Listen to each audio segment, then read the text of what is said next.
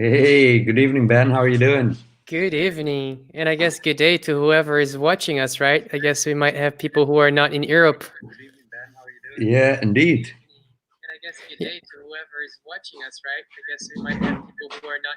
I think I'm hearing myself. You might be using your speakers, kind of. I don't know, maybe a little bit loud. I just heard myself talking as well. Oh, Yeah. Anyways, I guess we're live already. So welcome everybody. This is one of the meetups that we're organizing today. It is an Angular NL day, and we have some very exciting and awesome speakers today. And oh yeah, there is Jos. He's back. thank you. So yeah, whatever happened there, man. I had the live window open on YouTube, so I hmm was listening to myself and to you twice, basically. Oh, So okay. sorry about that. Yeah, there's even a meme about that when you can hear yourself talking and then you just kind of repeat itself. But anyways, like I was saying, yeah. So one more meetup. Indeed.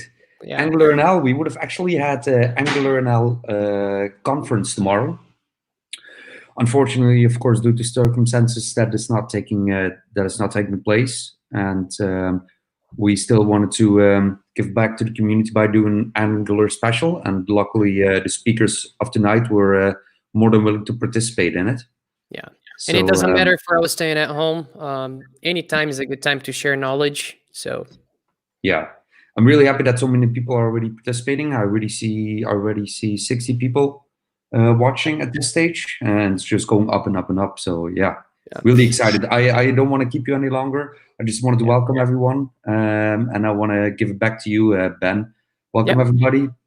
Ben from Passionate People taking over as MC tonight. So Yeah. enjoy. Thanks, Yos. Yeah, so as Yos was saying, my name is Ben. I've introduced myself before, but if this is the first time that you're seeing me on the screen, I work as a software developer for passionate people, and I get to present this meetup today. And I've emceed the last conference that we had, not on the Vue days, it was on the Frontend Love Day, but it was still pretty awesome. And today I get to present to you guys this Angular version of it.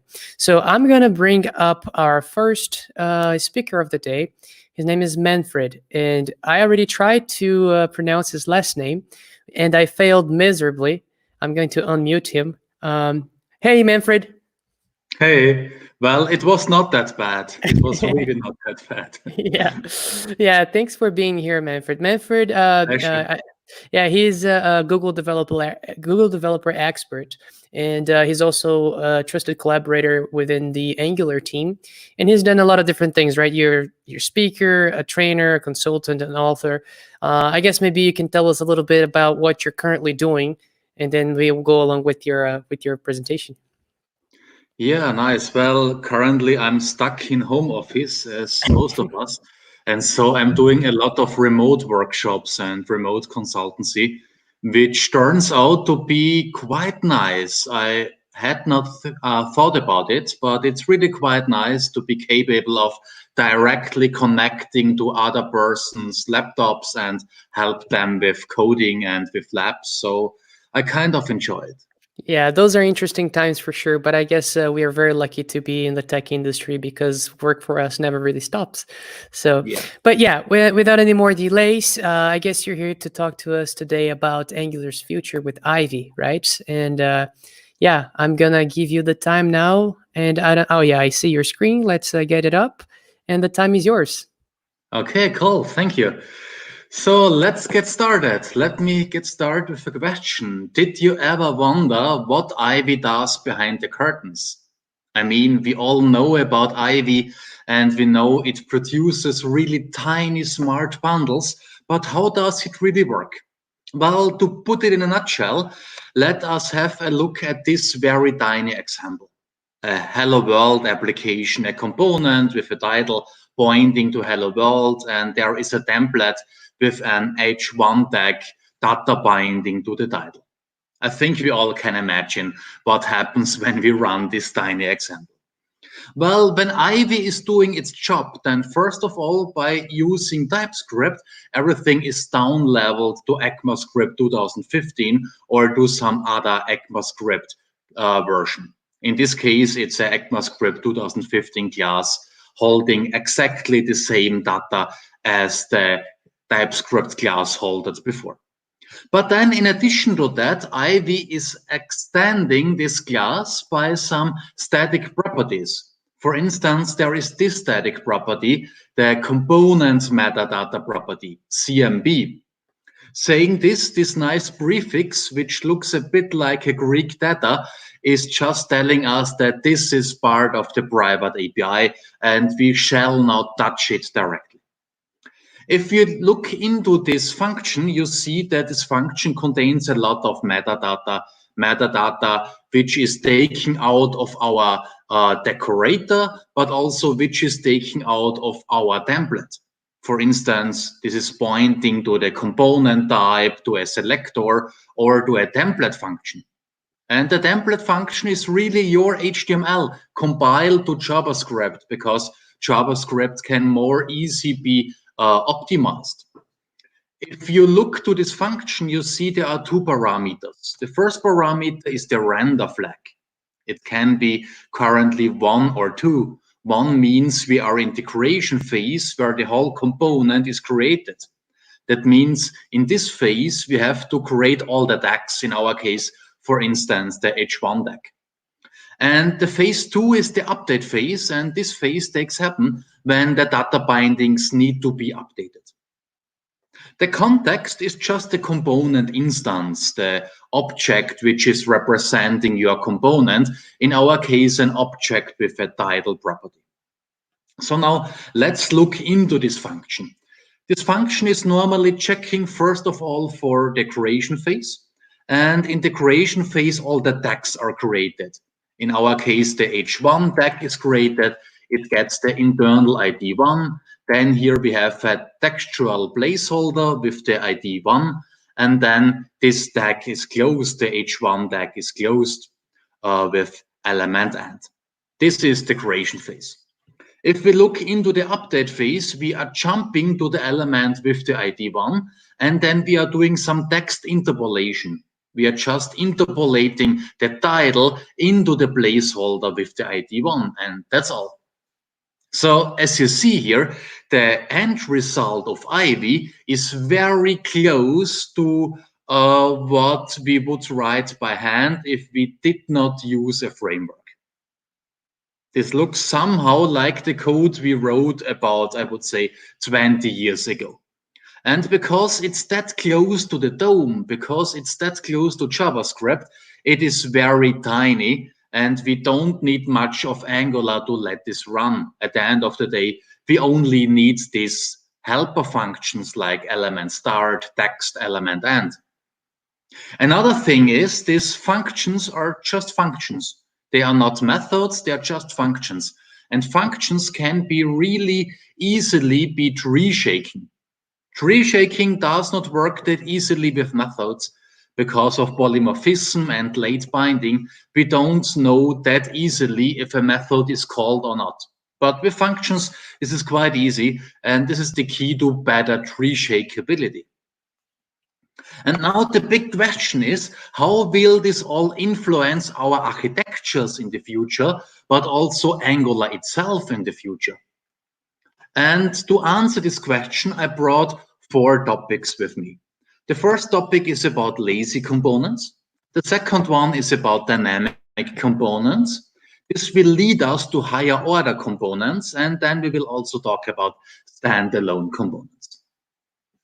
Okay, so let's get started. And before we get started, let me introduce myself. As already mentioned, I'm Manfred. I'm a trainer and consultant for Angular. I'm doing a lot of workshops nowadays. Those workshops are remote workshops, and my main topic is Angular for enterprise architectures, which contains a lot of advanced topics like, let's say, mono repositories or micro frontends. And I'm also, as you see here, well connected to the Angular community. Okay, so let's get started with my soulmate here with lazy components. Well, to lazy load a component, you just need an inline import, a dynamic import, which looks like this. Just point to your file containing the component in question. You get back a reference to this file and then pull out the exports you need. In this case, it's the dashboard tile component. After that, for the sake of backwards compatibility, you need this component factory resolver. You can get hold of it by means of dependency injection, and it gives you the factory for this very component. And when you have the factory, you can instantiate the component within a view container. The view container is just a placeholder on your page. It can be everything, a div or a paragraph or just an ng container. You get it by using a view chart. And within the container, you can instantiate the component using the factory. You have to pass the current injector, and then magically, this component is displayed within the placeholder. It's really as easy as that. Let me show you an example for this. For this, let's jump over to an example I brought with me. This is about a statistics dashboard. I can press add tile, and then as you see here, a new tile is displayed. And this very tile is lazily loaded. Now you will say, hey, everyone can claim that lazy loading is used here, but please prove us to us. Okay, I will prove it to you. For this, let's reload everything. Let's press F12. Let's press F12. Let's click add tile, and here you see it. This file is loaded just on demand. Just the component is loaded when we need it without any module and so on. So perhaps now you are wondering, why does this work? Because that did not work without Ivy, so why does it work now? Well, the reason is with Ivy, the component is self-describing. That means the component has everything it needs to be executed at runtime. Just remember this theta component function, which is part of the component itself. It contains everything Ivy needs to run this very component. The Angular team is calling this the locality principle. Everything is local to the component. This was not the case before Ivy. Before Ivy, this metadata was part of the ng module. And so you always needed to lazy load and haul ng module to perform lazy loading. This has a lot of potential, if you ask me. One potential, obviously, you can do lazy loading in a very fine-grained manner. And besides this, there are some other advantages. You can do something that's called partial hydration, which is a very fancy term for a nice feature. Partial hydration means you are just downloading a static web page, an index HTML. And because it's just a static web page, it is very quickly loaded. The user sees something quite quickly. And then when the user clicks here or there, the rest is loaded. All the components are just loaded on demand. If the user clicks a button, the event handler for the button is loaded. If the user sorts a data grid, the data grid component is loaded. That gives us a very good experience as well as a very good performance. Partial hydration. This kind of works already today, especially lazy loading of components, as you have seen before. For the rest of this presentation, I will touch private APIs. And as you might know, it's not the best idea to use private APIs in production. Nevertheless, I'm doing it because of two reasons.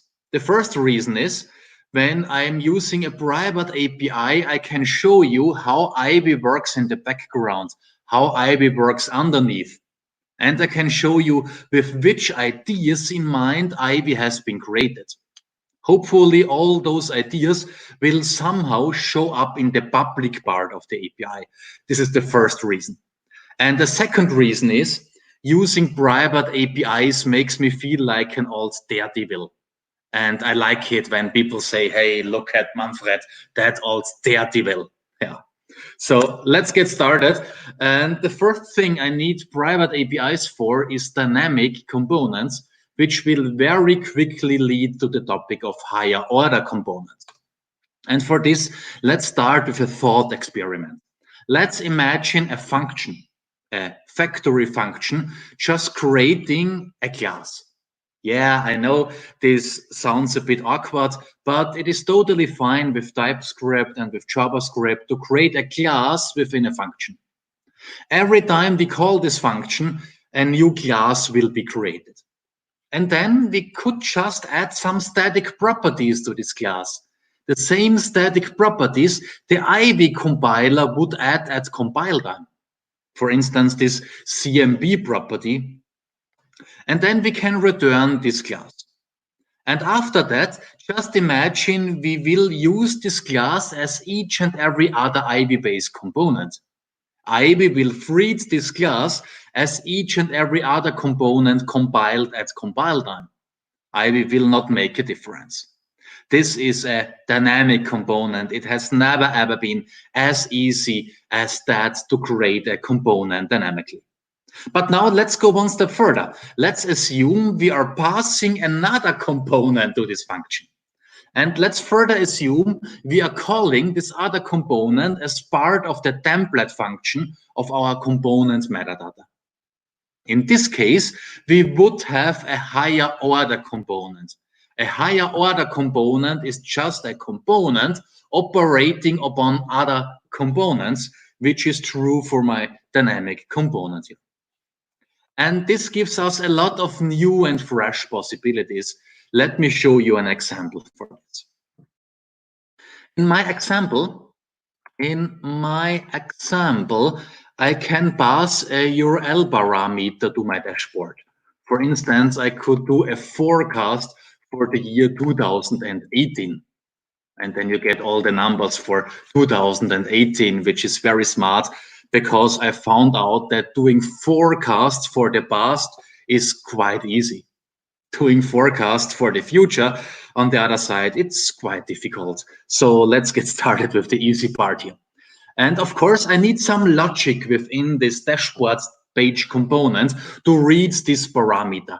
Let's have a look at this logic. For this, let's switch into the dashboard page component. And here you see that we have a parameter year. And this year is by default pointing to 2020. But perhaps you've also noticed that I'm not using the router here. Year is just the input. And perhaps you are wondering, boy, how can the router interact with this input? And the answer is it can't. Normally, I need a router or at least the activated route, and then I can get the current parameter out of this activated route. Here, I don't want to use the router. Here, this dashboard page component shall be router agnostic. This was a big discussion when Angular has been created, if components shall be router agnostic or if they shall know the router. Without Ivy, if you want to have a router agnostic component, you need another wrapper component. I've called it routed here. And this routed component, as you see, is just fetching the activated route. It is registering for all the parameters, and then it is putting all the parameters into a params object. Within the template, I'm just calling the inner component, which is here my dashboard page component, and I'm passing all the parameters. This is, of course, already possible without Ivy. But now, if you think about this, this means that we have to duplicate the routed component for each and every router agnostic component.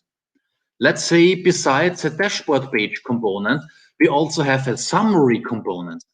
In this case, we needed an own routed component for the summary component. And all these duplications of the routed component would look the same, besides of the name of the inner component and besides of the names of the parameters. If you ask me, this is a perfect example for a higher order component, a component that is created dynamically and that will here delegate to some other inner component. This is exactly what I've done. If you look to my, let's say, app routes file, see it here, then you see the root dashboard is pointing to my router agnostic dashboard page component, but it is wrapped with root. And with root is doing the magic, creating this dynamic wrapper component, which is delegating to the dashboard page component. Let's have a look inside here. It is not easy to read the source code, but let's try it. Take a strong breath, a deep breath, and together we will manage to read this code. Okay, what do I do here? Here I'm getting hold of the inner component, first of all. It is a parameter. In my example, it's the dashboard page component.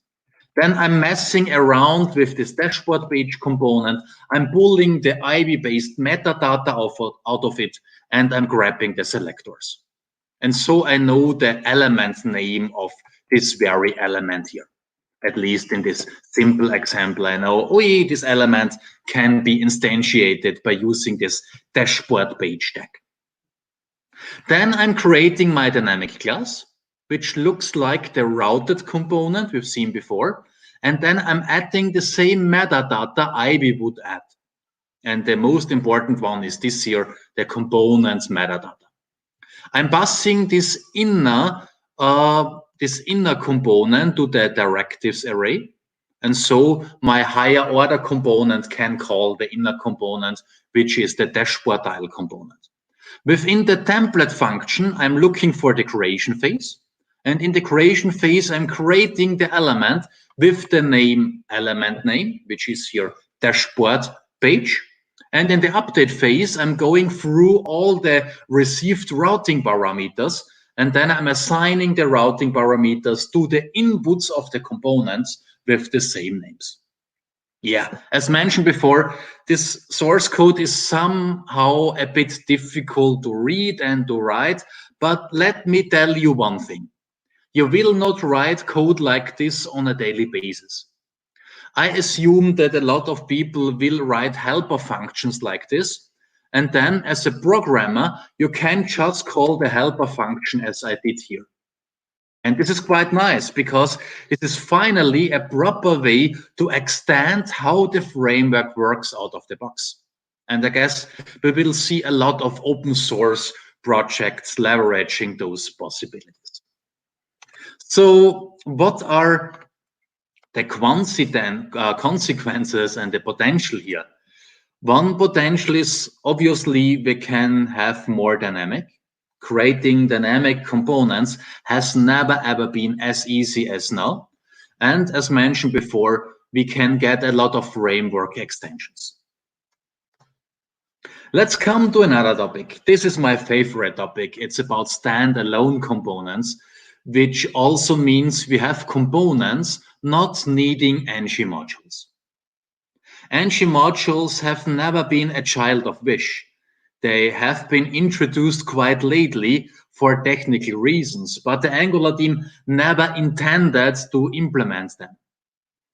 And I'm really happy that in the future they will become optional. At least the Angular team is investigating ways for making them optional. And the important term is here optional.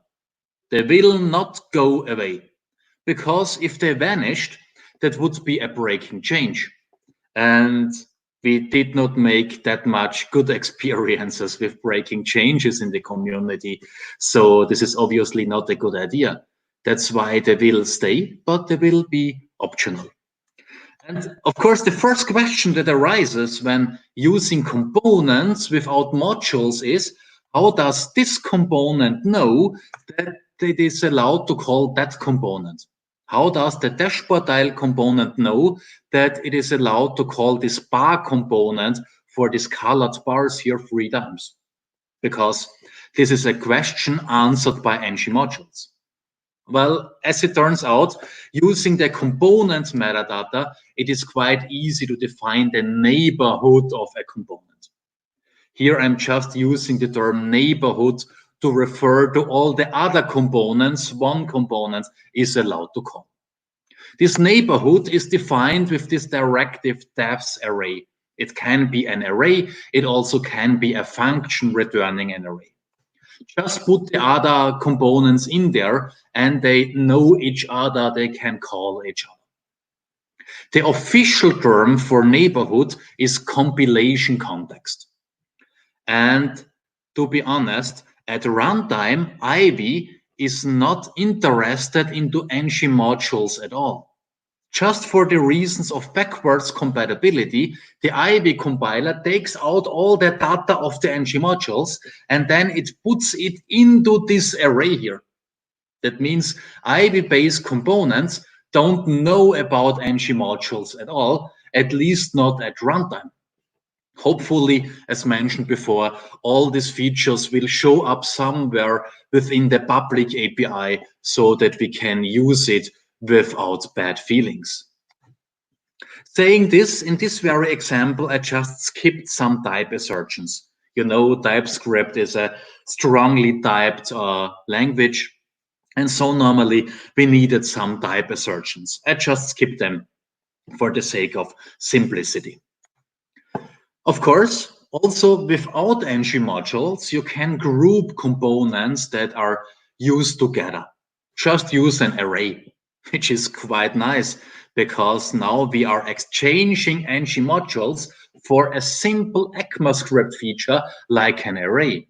And if you look at this array, it looks a bit like the export section of your ng module. If you export this array from a barrel, from an index.ts, you have really a proper replacement for ng modules. Of course, doing all this in an imperative way is somehow annoying. And that's why I'm really happy that Minko Getchev, who is part of the Angular team, did a prototype. This prototype is about 1.5 years old. What Minko did is he took Angular, he forked Angular, and he squeezed in this new parameter to the component directive. A parameter which is pointing to the neighborhood of your component. This is not official, it was just an experiment, but nevertheless I like it because it shows that the Angular team is investigating ways for making ng modules optional.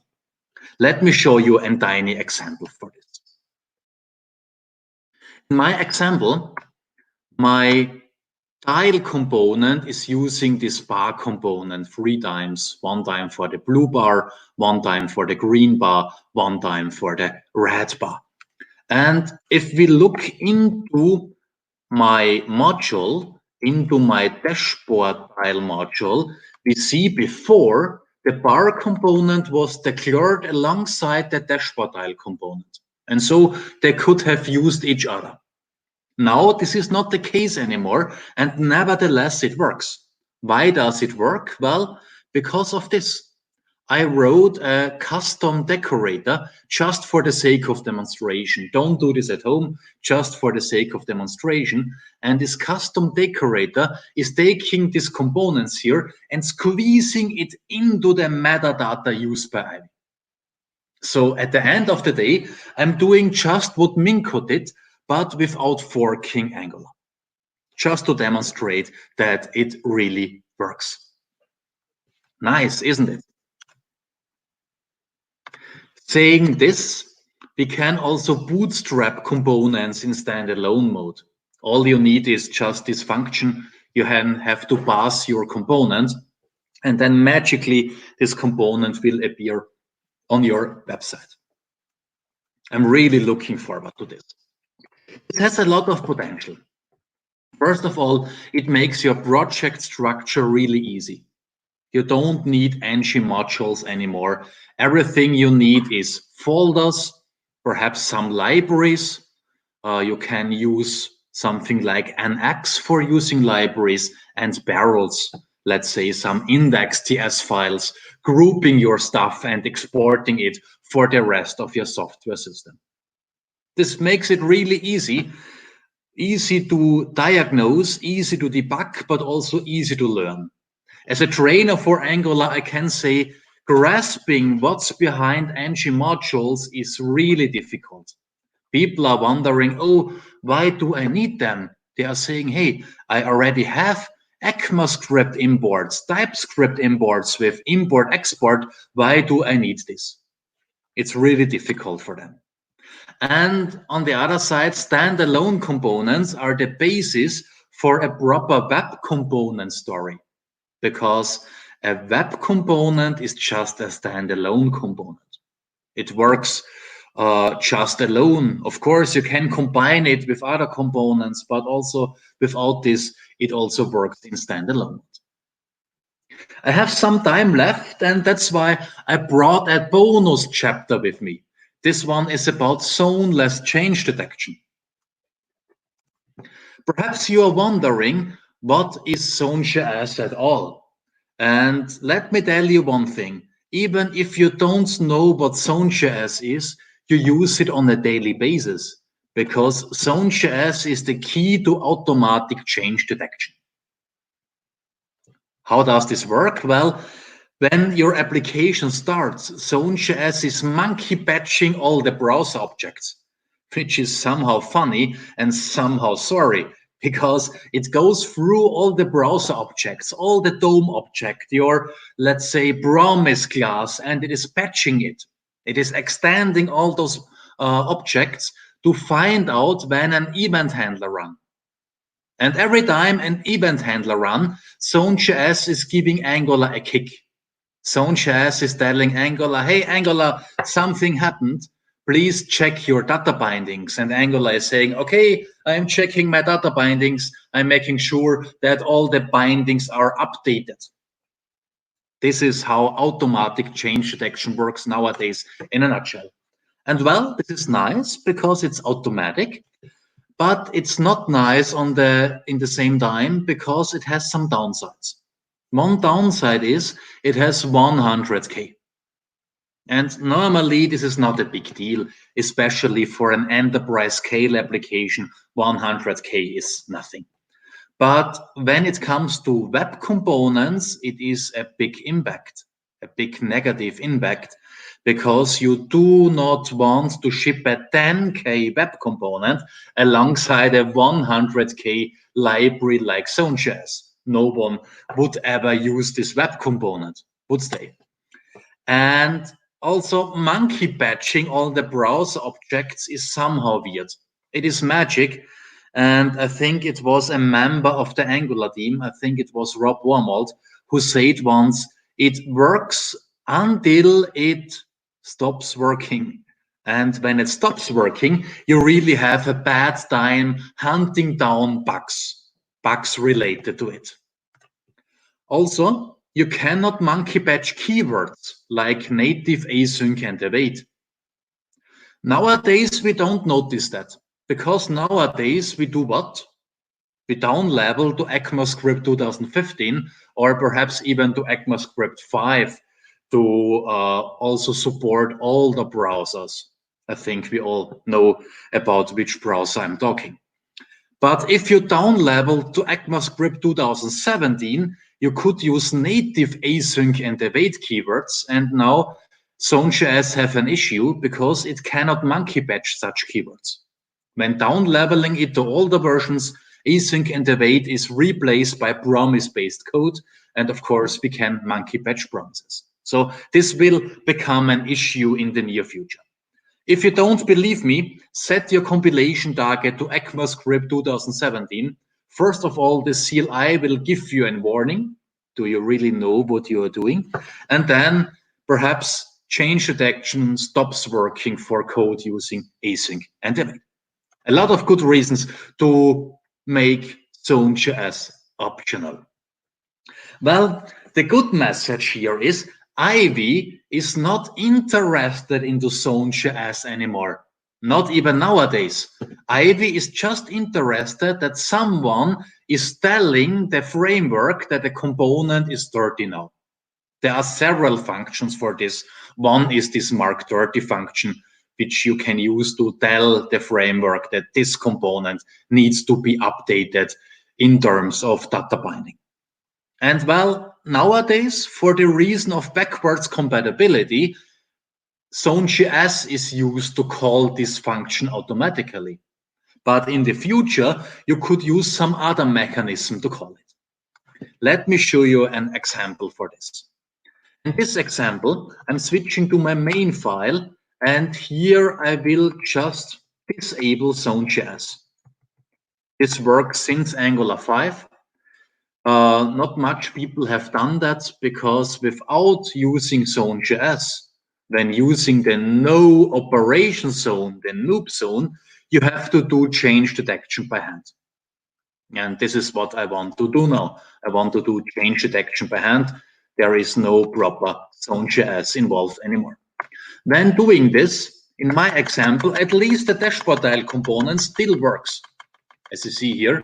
But there is only one reason why it works. I'm calling mark30 by hand. I'm calling mark30 by hand, as you see here.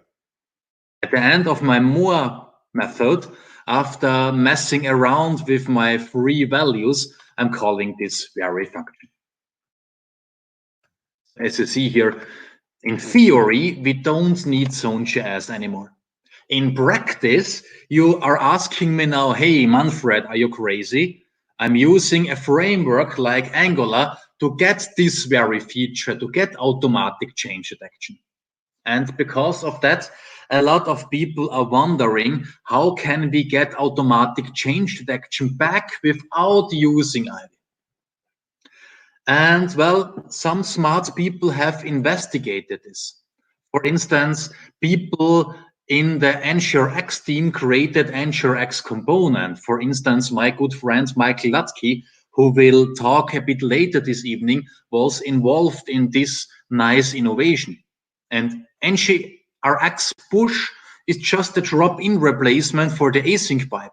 It is doing what the async pipe is doing, and at the end of the day, if we are using Ivy, it is calling something like mark30. There's another idea presented by Mike Ryan, who is also part of the NSureX team. He presented at Angular Connect last year in London, this connect function.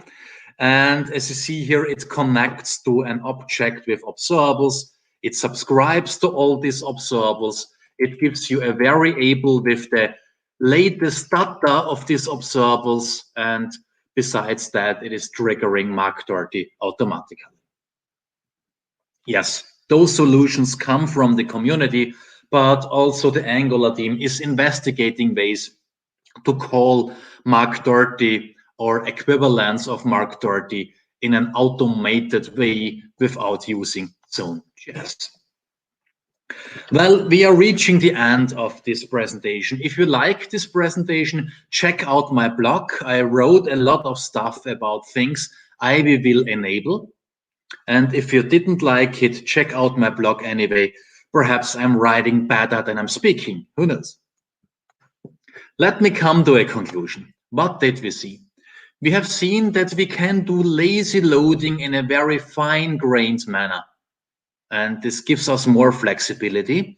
And this can lead to partial hydration, where only a static web page is loaded quite quickly, and the rest is just loaded on demand. We have seen that dynamic components bring a lot of dynamic. That's why are they called dynamic components. And they lead to the idea of higher order components, which are great to produce framework extensions like the extension I've shown you. We've also seen that standalone components will work. And this is great because we can now just structure our application with barrels and libraries or folders. We don't need ng modules anymore, and it's also a big deal for web components. And also, zoneless change detection is a good thing for standalone components, a good thing for web components, because they are basically standalone components, and they lead to a smaller footprint and do less magic, no monkey batching at all when the application starts. And at the end, let me conclude with this site here. This site is from Emmett Brown, who is my most favorite scientist. This is how Emmett Brown, or the actor who played Emmett Brown, looks nowadays. And it was at the end of the third part of Back to the Future. He said, your future hasn't been written yet. And I'm pretty sure back then he already referred to Angular because he was a time-traveling scientist. And what he meant is the future of Angular has not been written yet. We don't know how all those features will show up in the public API of Angular. But we know that Ivy has been written with all these features in mind. And so these features will eventually sooner or later show up in the public API. I'm pretty sure this was exactly what Emmett Brown wanted to tell us back then. No one grasped what he meant. Okay, so here you have my contact data. I've already uploaded my slides and my examples to my blog. And if you want, just follow me on Twitter to stay in contact a bit. So thanks for this. And now I'm happy to answer some questions. Thank you so much, Manfred. So yes, the time now is open for questions. If anyone has any questions now, we're going to give it a few moments. But in the meantime, I just wanted to share with you some of the, I guess, the reactions that we got from your presentation. Check this out. Nice. So Christian says this was awesome. Griffin said it was a very interesting presentation. Everybody is very, very grateful for the time that you spent to prepare this. But while we wait for some questions, I have some questions for you, and not on the technical side, I guess for every developer. What's your drink of choice when you're coding intensely? Oh, my drink of choice. So Yeah. I would say something with caffeine. So either coffee, I like to drink it with milk and sugar or with sweetener because of, reasons.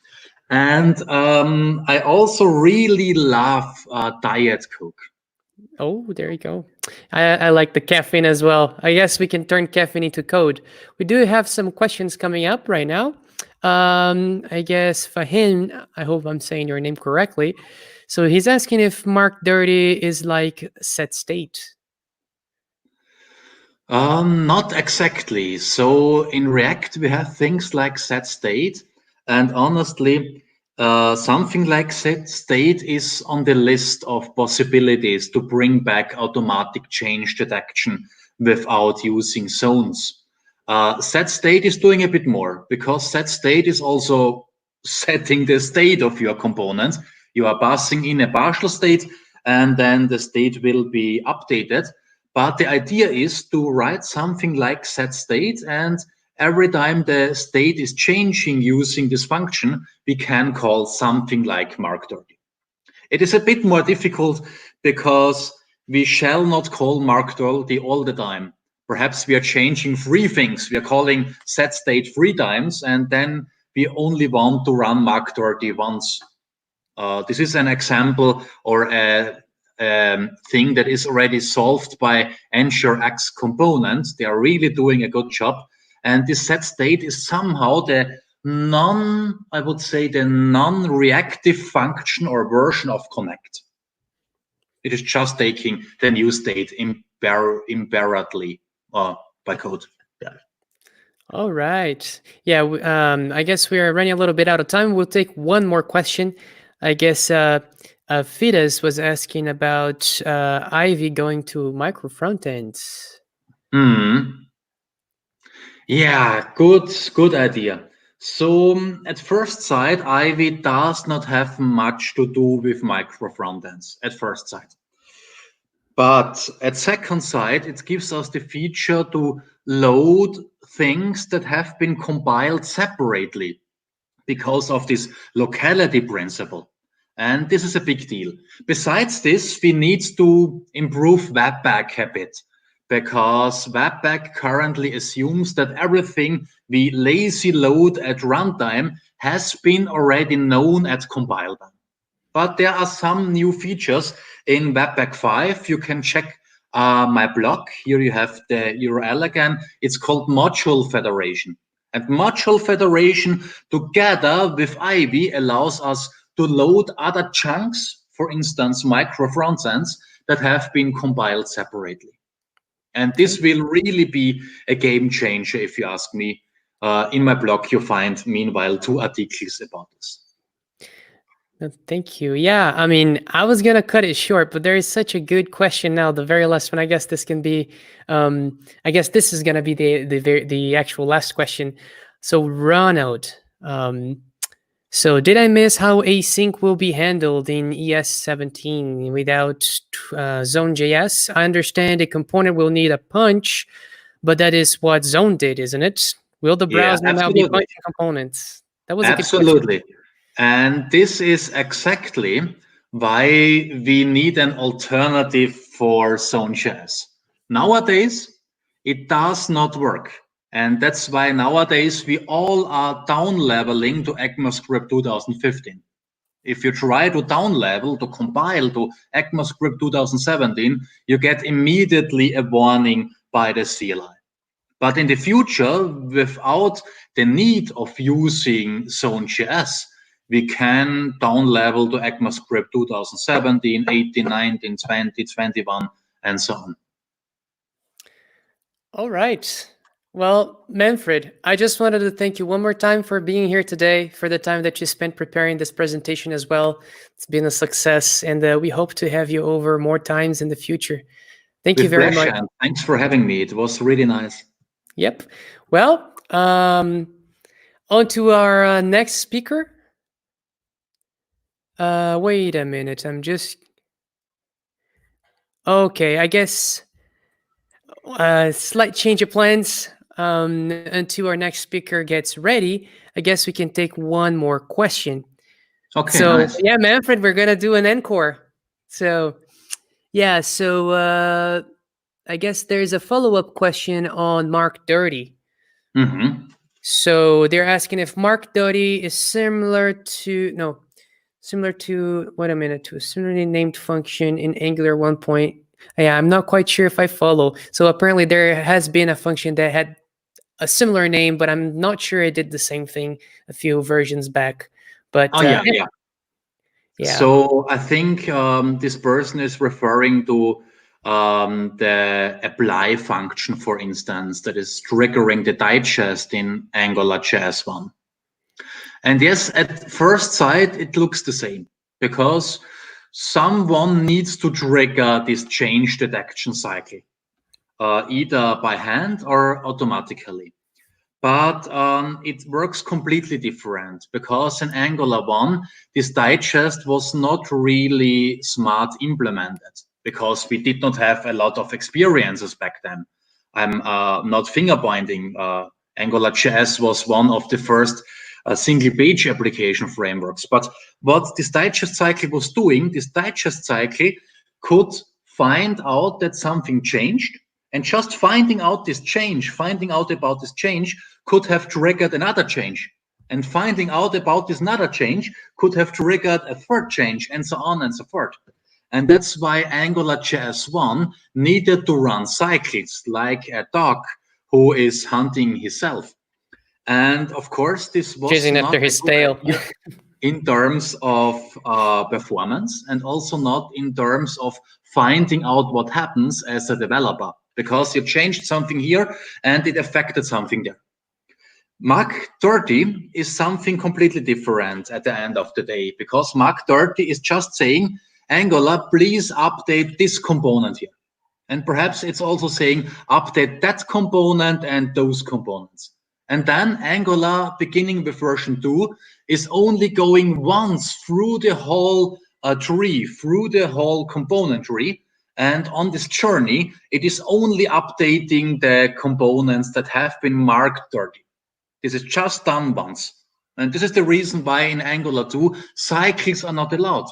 Because in this case, we would have the very same situation we had in Angular 1. So to put it in a nutshell, the big difference is Angular just goes through the whole component tree once. If we have something like on push, it only goes through specific parts of this component tree once. Yeah, Manfred, like you said in the beginning, it's easier to make a forecast of the past than it is to make a forecast of the future. So every framework out there has to go through this learning process so that you can first be exposed to those problems so you can fix them. So yeah, Totally. and like you said, not judging those guys that came up with the first version. So, but anyways, Not at all. thank you for helping us with this encore. So appreciate your help in answering some more questions. So yeah, Manfred, thank you. It was very nice to have you. Thank you. Bye-bye. Bye-bye. Okay, on to our next speaker. I'm bringing Natalia, and I hope I'm saying your last name correctly, Natalia Venditto. Yeah, that's correct. Okay, yeah, and Natalia, I think you're based in Barcelona, correctly? That's right. In Barcelona, yeah. Yeah, and if I understand correctly, you're a principal front-end engineer and associate director at Netcentric. Maybe you can tell us a little bit about what you do? Well, mostly now I am doing architecture solutions on the front-end side, or from a front-end perspective, better say. But a lot of coding as well. We work in large enterprise applications, and Angular is a great part of that. Yeah, you only stop writing code until you start again. So I guess that's the reality of our trade. Yeah. Exactly. And so today you're going to be talking to us about Scholly, right? I'm going to be talking to you about performance and about rendering approaches and how we got to tools like Scholly and the Jamstack. Perfect. Yeah. Well, so we stop delaying your time. It is all yours. And let me just bring up your screen. I believe we are ready, and the time is yours.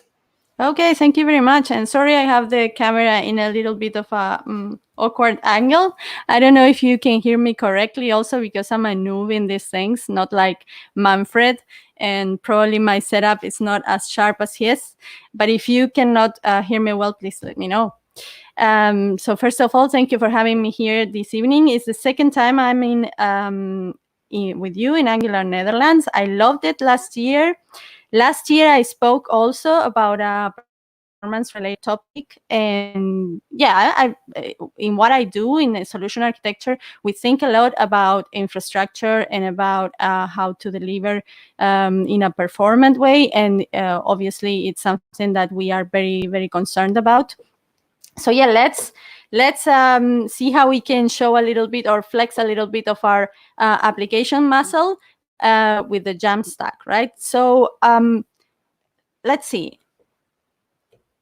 Probably you love this picture, right? And you love the guy in this picture, although it's kind of a bit sticky or looks a bit sticky. But we all know this guy is super slow, right? So we don't want our applications to be exactly like this guy. They look very nice. They are pretty. They're well thought and designed. And we put a lot of time executing them. But then when they go to the user, they're slow. And then all the magic is suddenly gone. Right. And then there are also some other aspects of applications, such as SEO, that are big concerns for everyone right now. And I think, especially for our clients and at enterprise scale, is super important to think about those things, but also for small applications as well, or mid-sized applications. And in the times we are right now, in this crisis time, let's say, it's super important for many people that their online presence is performant and it's well indexed, right? So basically, I imagine that everyone was super excited when Ivy came out in February and Angular 9, and those metrics were published, and we learned that big applications can be reduced up to 40% in the compiler alone, and small applications even up to 30%. But what about mid-size applications? They said, okay, those maybe get a cut of 2% or so on in average. So for large enterprise apps, that was super good news. And for people that were maintaining small applications, they also were happy. But what can we do to improve everyone's performance, right? Is there anything else we can do to get this better done, or this job better done?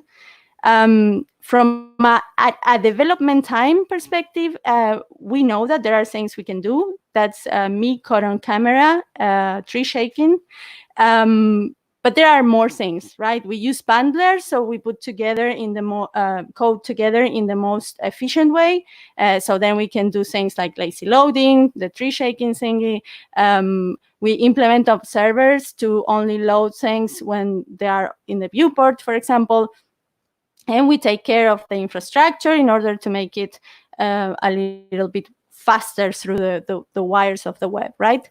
Also, from a content authoring perspective, we deliver with tools in the pipeline so authors can, for example, optimize their media, because we all know that image optimization plays a great role also in how performant a site will be in the end. So we take measures in the or at development time. We take measures also for when content is authored, but still there is a lot more to think about, right?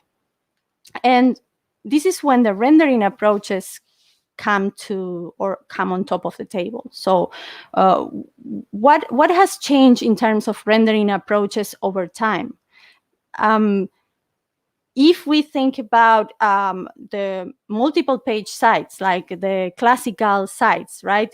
We all know that, let's imagine this is a typical site, and then the client issues a request, the server fetches data and does some operation, then the server returns HTML, the data, the assets, and finally the client renders the page. The time that was spent in the server sometimes is huge. It very much depends. Let's think that this is a dynamic site. There is some kind of templating language in the backend, right? And there are some calls to APIs. There is a database or several. And so the time spent at the server sometimes is large for a user to be waiting on the other side, right? And so this is more or less what we get in terms of metrics. Since the server is handling all that logic and is fetching all that data and is putting together the HTML at runtime, the results are a fast first paint, a fast first contentful paint, a fast time to interactive. But the con is that we have a very slow time to first byte. So the first tiny byte that is ever printed in our site or in the screen for the user to see probably comes way too late. Now we know that in that typical all-time rendering approach, that doesn't really happen that way. Nobody really lets the user hit the server anymore, because that's costly. That would suppose a lot of infrastructure. So what we do is, because those operations take a lot of time, we cache in a proxy server like a Varnish or an Apache dispatcher, and this is what the user usually hits, and that saves us a little bit of time, right? Instead of going all the way to the server to do all those calculations and retrieve all that data and so on, we just hit that proxy in the middle, and this is what we get back. That makes it a little bit more effective. But there is a catch to this, and the catch to this is that this data or this page that is cached is static, right? So what happens is that if you have, for example, an article page, and then you have a like button or you can comment on it, that is not going to be reflected, because all the content in this page is static. It was previously sort of like taking a snapshot and put there for the user to grab, right? So at that time we thought, okay, that is also not really efficient. Let's just kind of request HTML from the cache and request the data asynchronously. That, of course, needs a different setup. It needs a different type of effort. In the end, the time of the client-side rendering came about, and this is what we leave with most of the frameworks like Angular as well, and React and Vue. This is how they approach out of the box the rendering. It happens also at runtime, but not in the browser. Not in the server. It happens in the browser. The browser handles the logic, the routing, fetches the data, outputs the HTML. And what are the results? This is what we care about. Well, the results very much depend on many other factors, like, I don't know, the round trips that were done to get the data, the protocol of delivery, if it was HTTP1 or HTTP2, the shell caching, the code splitting. All those factors are going to really impact the solution. But let's suppose that we did it really right? Let's suppose we did a great job. Then probably we're going to get a fast first paint, we're going to get a fast first contentful paint, a fast time to first byte, but the time to interactive, the time when the application is ready to be used by the user, is still going to be slow. And this is because the browser was so busy doing all those things that it takes time for the application to be ready to be usable, right? So this is also not really effective in many cases. Then we have yet another possibility. We have server rendering plus client-side rendering, which is server-side rendering, right? And so in this case, you basically do the application kind of preparation in the server. So you fetch the data from the server as well, you connect to the APIs, you put the HTML together, and this is the first thing you send. You send the HTML, you send the CSS, and then finally at the end, you bootstrap your application and rehydrate the DOM. The downside of this technique or of this mechanism is that you have sometimes duplicated data. You have like a flickering at the time where the old data that was requested by the browser and the new one that comes from the server, which sometimes is different, get merged together. So yeah, maybe we are getting close to being more effective, but we are still not there. In Angular, we have our own server-side rendering solution. It's called Universal. And like I said, how it works, the application gets prepared, let's say, in the server, and then it gets sent back to the browser, or it gets sent to the browser. To avoid this flickering or this duplication, there is an interface called transfer state that you can use. So all the data gets transferred from the server, and there is no request or no duplicated request from the client side. And it's an improvement, but Angular Universal needs really that you think about it from the get-go. Like, you cannot really migrate an application, or it's very painful to migrate an application done, especially an enterprise size, from a classical implementation of Angular into a server-side rendering. Plus, you need a lot of infrastructure. You need node clusters. It's a very specific type of application you are designing and implementing, and it has to be very, very well thought. So like I said, all those strategies or approaches need that you have probably a rocket science kind of release scheme or model, and also a very expensive infrastructure, right? And what we have come across is the necessity of having more distributed systems, because the internet is becoming more global. People are accessing our data from anywhere in the world. So it becomes really inefficient when we are accessing local storage of something. We need to put our data, and we need to put our sites in servers that are closer to the user, so we can also reduce not only the time where the server spends doing the calculations and retrieving the data and so on, but also the latency time, which is very important. If you are a user in Japan and you are getting connected to a server in Patagonia, for example, it's never going to be efficient or performant at all. Okay, so we are closer to a more optimal solution by distributing our data storage and so on, but still we can do better than that. And how can we do it better? Well, welcome to the last alternative. If you haven't been in a cave for the last 2 years, you are probably aware of it. It's a Jamstack, right? And it's nothing you have for your breakfast. It's just JavaScript, APIs, and markup. The Jamstack brings together amazing hosting opportunities and platforms that are connected in one click to your favorite hosting site for your Git for your Git repositories. They usually come together with some amazing CLIs that do a lot for you. They are very, very well connected in terms of continuous integration and continuous deployment. So they have it all figured out. The problem we had is that we didn't really have really didn't have tools that make sites be prepared for that, at least not in Angular. Let's move to what happens. We cannot really work on top of this architecture with a regular site because it's still going to be inefficient.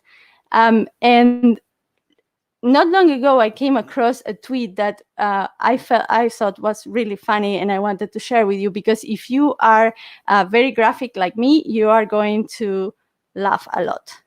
And let's read it, or read it with me. So the idea here, bold new concept, is that we provide this software that lets you generate your website as a set of static HTML files, and then you can host them anywhere, and front page 97 raising one arm out of its grave, Walking Dead style. Excuse me, but what the yeah, he is outraged because this was not new. This static concept is not new. This is how the internet was born. It was really static at the time. And it's true that we front-end developers and even or web developers or software engineers in web usually turn to go back to the old roots in many senses. Like, for example, we invented these preprocessors for CSS, then went back to, I don't know, writing all that down into or putting that back into the specification of CSS to use variables, for example. So it's true, we do, but if it's going to be more efficient, then there is no problem. And what is really the best part of the Jamstack are the static site generators. And like I said, we didn't have that for Angular before, but we do have it now. And what they do is basically they compile and they handle all the logic, fetch all the data, and output the whole HTML at build time.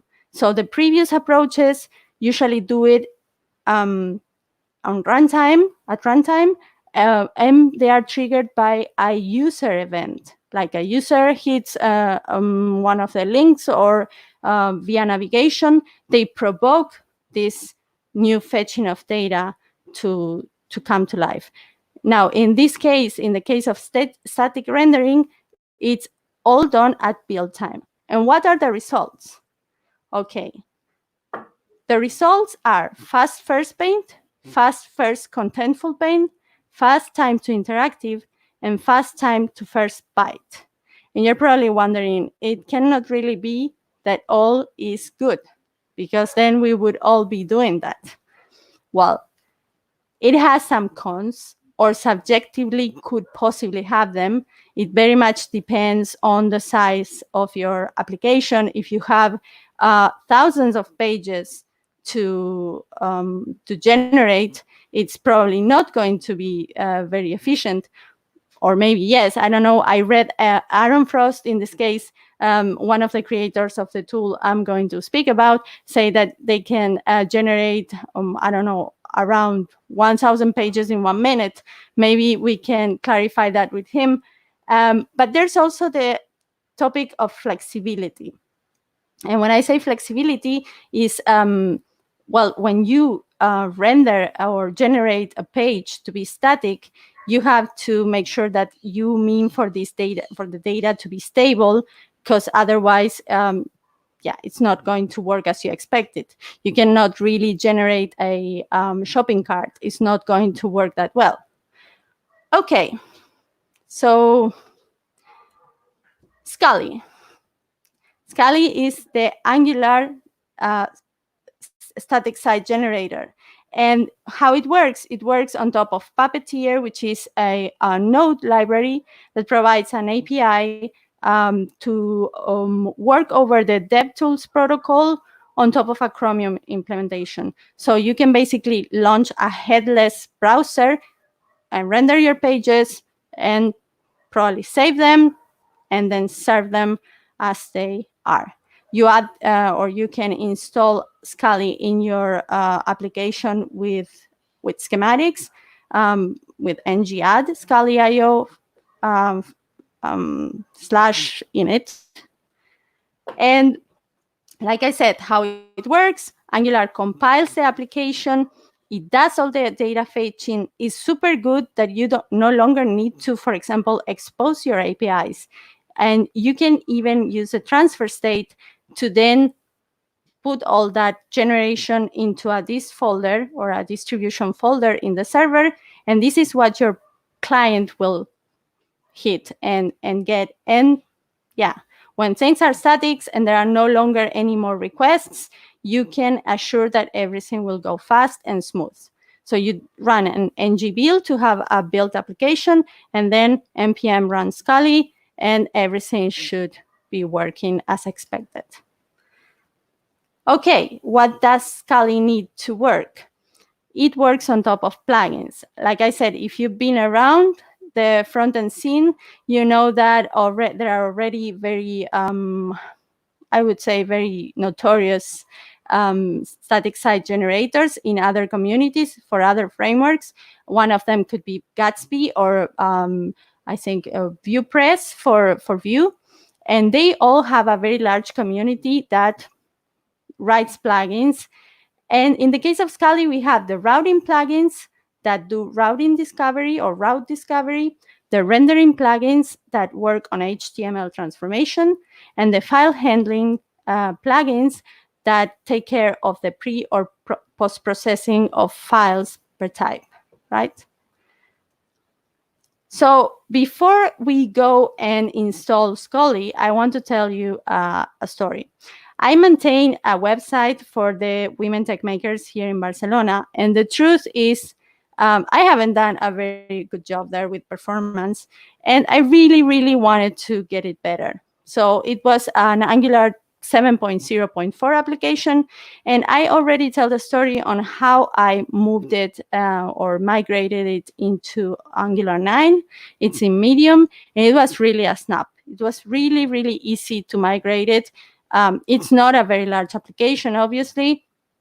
It's not really connected to any API. That it has some mock data, so it was quite easy. But in any case, it demonstrates that Scali can work with a pre-built or pre-written application very well. So it's also important that I migrated it to Angular 9 because Scali gives support to Angular 8 and Angular 9 for now. And yes, I didn't want to spend the time doing this online because it was going to take forever. So I have a video here. And yes, this is basically what happens. When you run the schematics to add Scali, you see, well, you cannot see it now. Let's play that again, maybe. You see that you have schematics create a file, which is the Scali configuration, and also update your package.json, obviously with some dependencies, but also with some new scripts and the commands to execute them. And there was also something else I wanted to. That was also something I wanted to show you. So I'm going to get out of here. I'm going to go to the to my desktop. And I'm going to show you some of the files. So basically, when you install it, this is what you get. You get the configuration of Scali. You get the dependencies, some dependencies installed, the init, the ng-lib, and Scali itself, right? And these two commands we're going to try later One is to actually run Scali. The other one is to run a server where you can serve your static files locally, which I think it's a real good thing in order to debug or look for possible errors locally and don't have to rely on something on the internet or some production environment.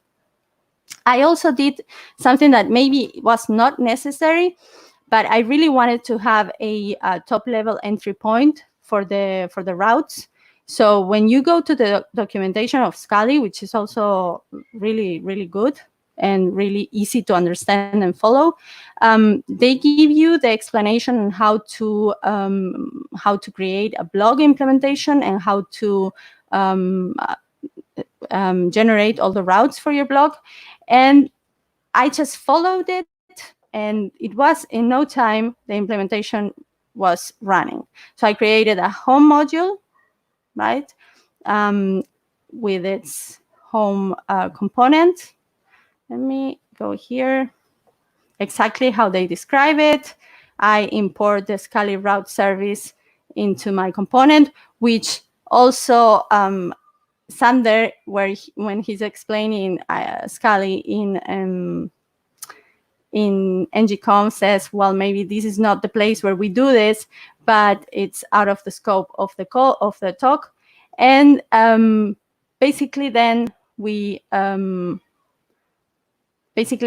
just go to the HTML and create an asynchronous pipe calling all the list, or calling the list of routes generated by Scali. Obviously, to run Scali, you have to have the router installed, and you have to have a router definition in your application, like I do here. Let me go here and show you my routing module.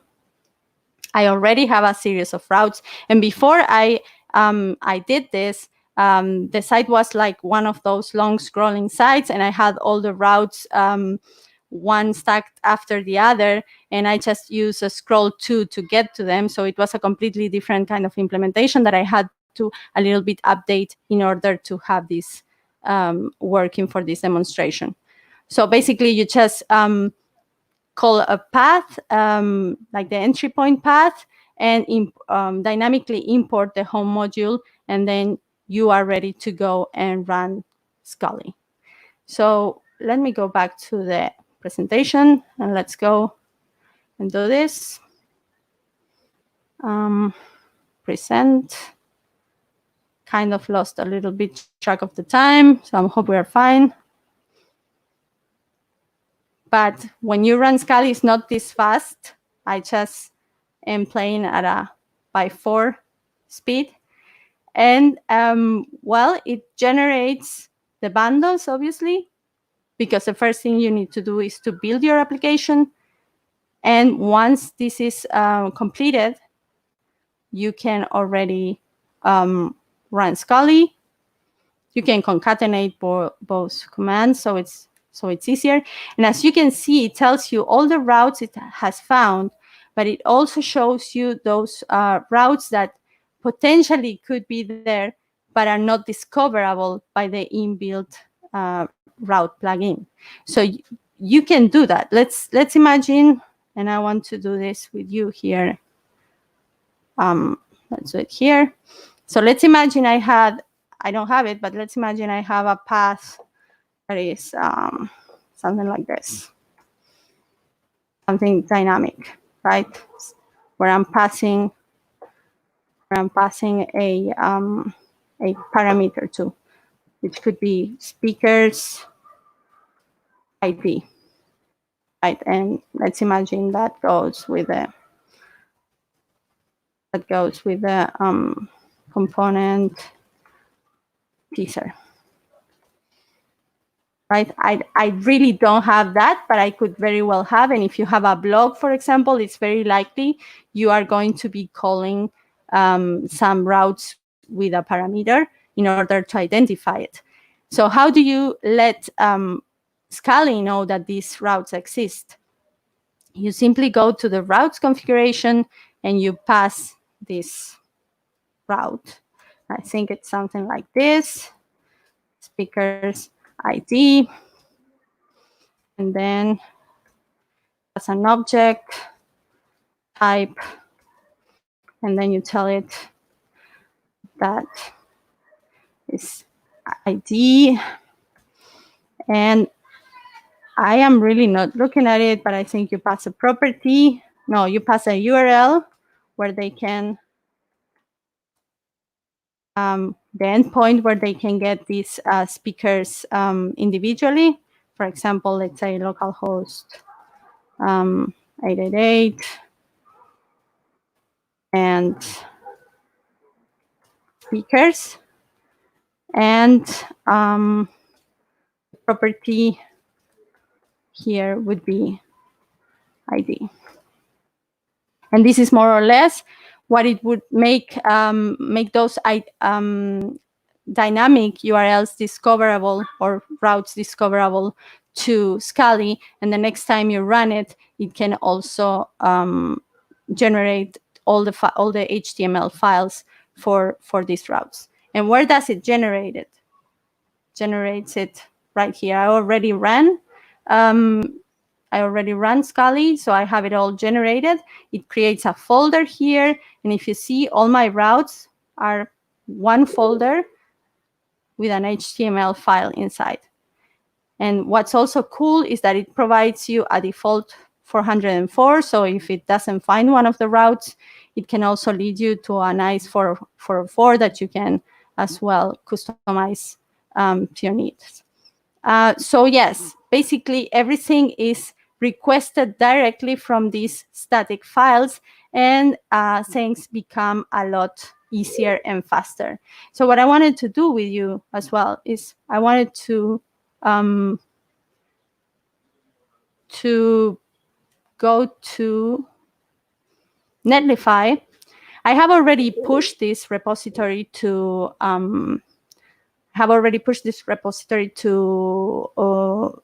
GitHub, so it's available.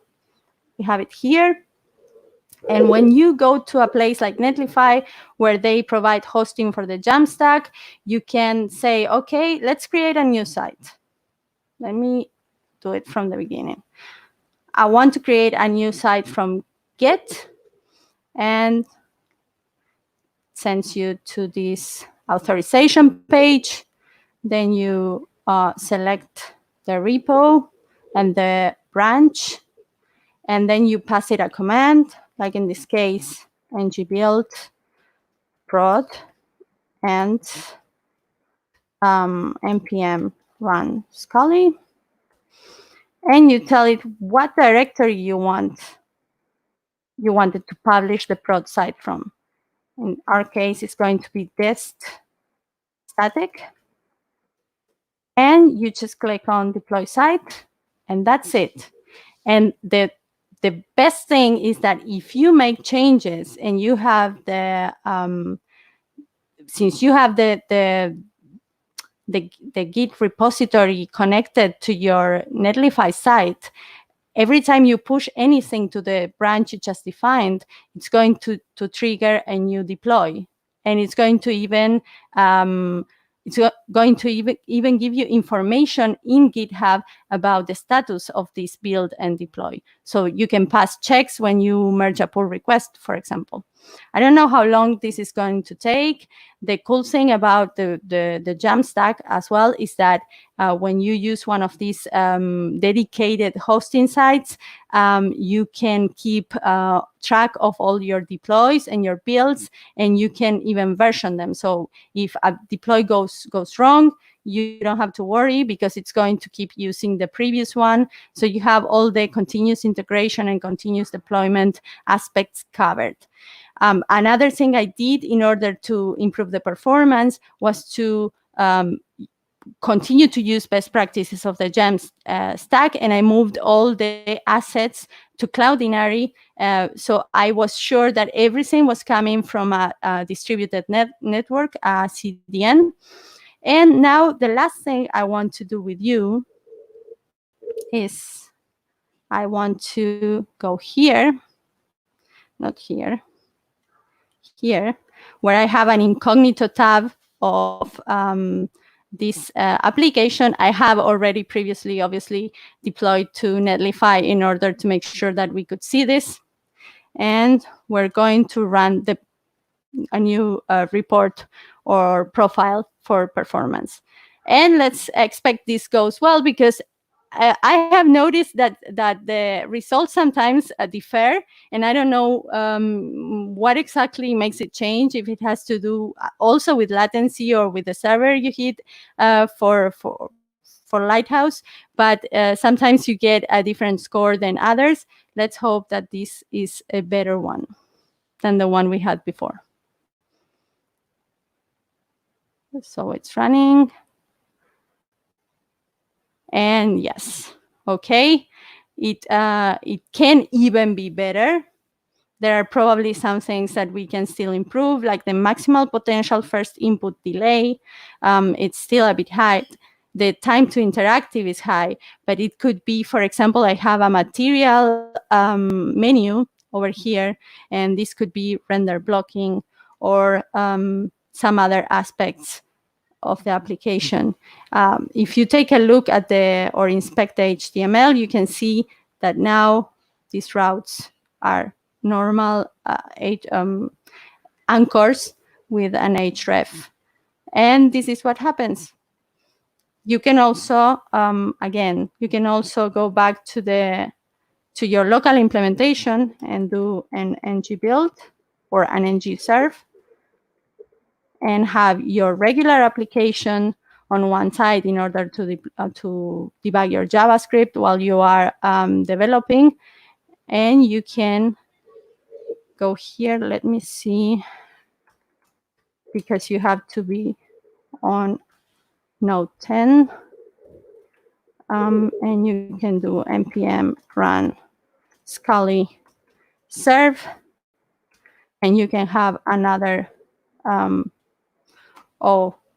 Of course, it doesn't know this object, the speaker's ID that I changed before. So let's undo this, and then let's go back and do a Scully serve. And now we have also a Scully static server started on this route. Let's go back to the desktop where we had the browser and run it. And now we have it also locally, and we can inspect, debug, or do any other potential development-related tasks. So this is it. Thank you very much. I don't know where I have you. There you go. Okay. Yeah, I just came up. That was great. I just want to give some people some time to come up with some questions as well. But I wanted to show you some of the reactions as well. So we actually have people from other communities even. Tim, I know this guy. Some of you might know his name as well. He works at Falltech. He was just making a comment now that it's good to see the Angular community going in such a good direction as well. Although I think that some of those things have existed for quite some time, or they might have just not been known. Let's see if we have some.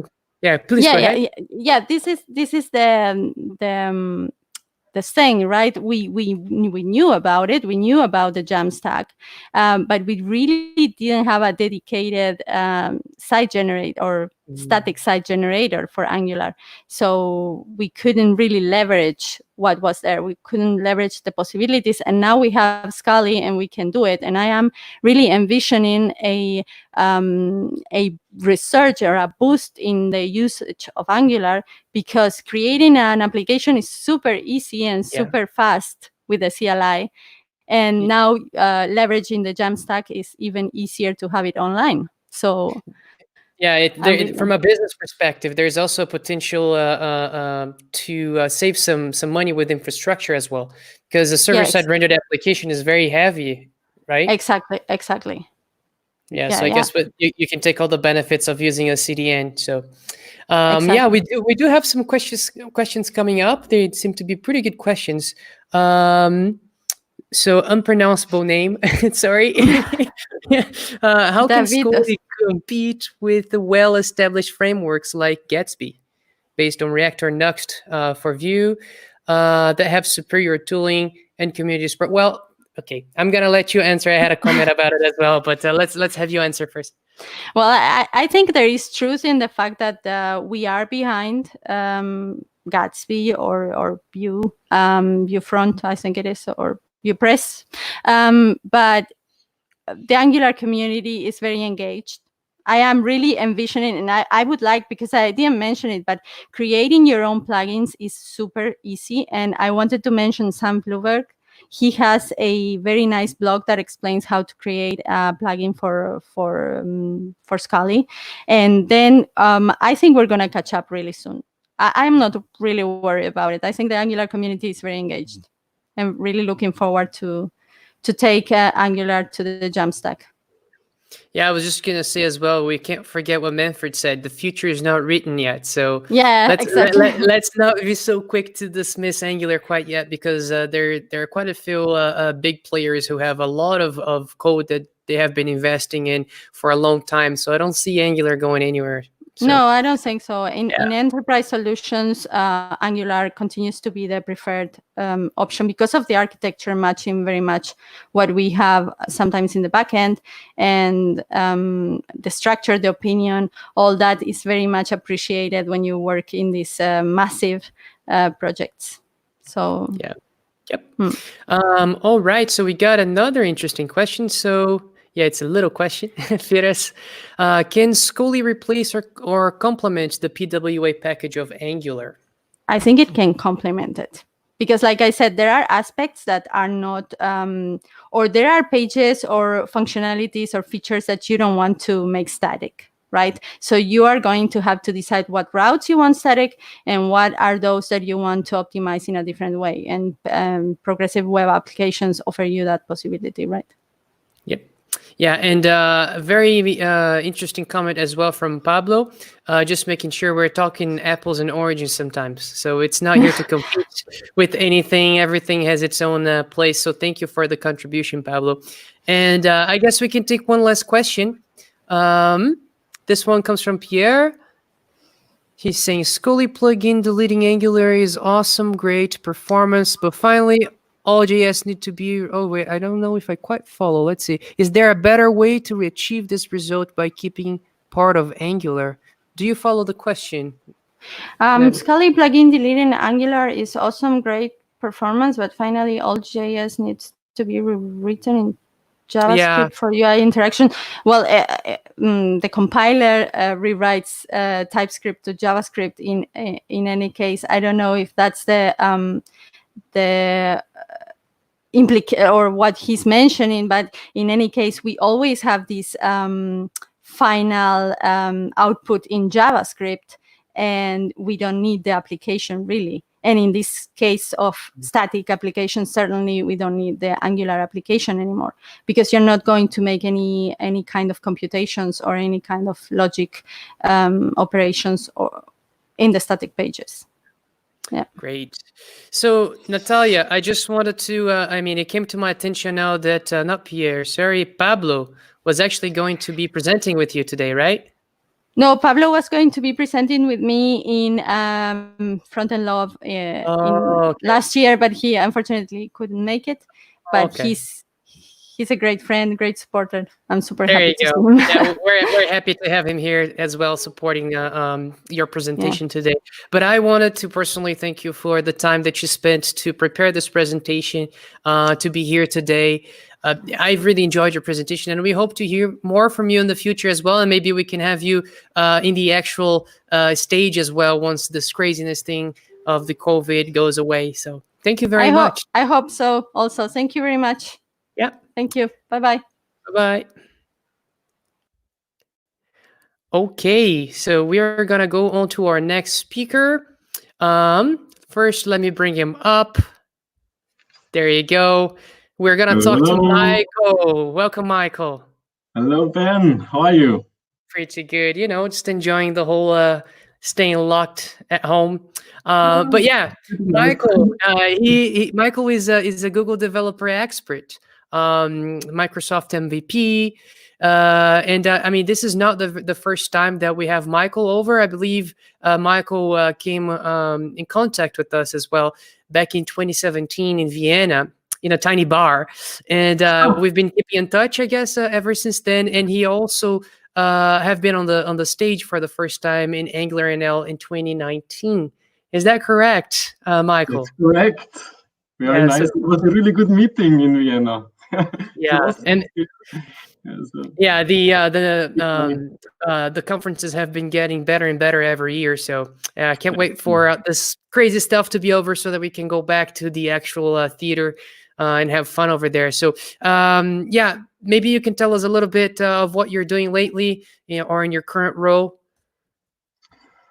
Technically, so the last topics that I researched, also the topics from my current talk, is of course reactive programming in Angular, but here I dedicated my energy and time into two topics: state management locally and rendering and templates. And as Natalie already gave a really good overview and intro of like pre-rendering and all this performance that you can gain before, I will talk about stuff that you can get at runtime. So I guess a really, really nice setup of talks here in a row. Exciting. All right, then. Well, let's see if we can bring up your desktop. I think you can probably share with us so I can put it up. I will share the screen. Okay.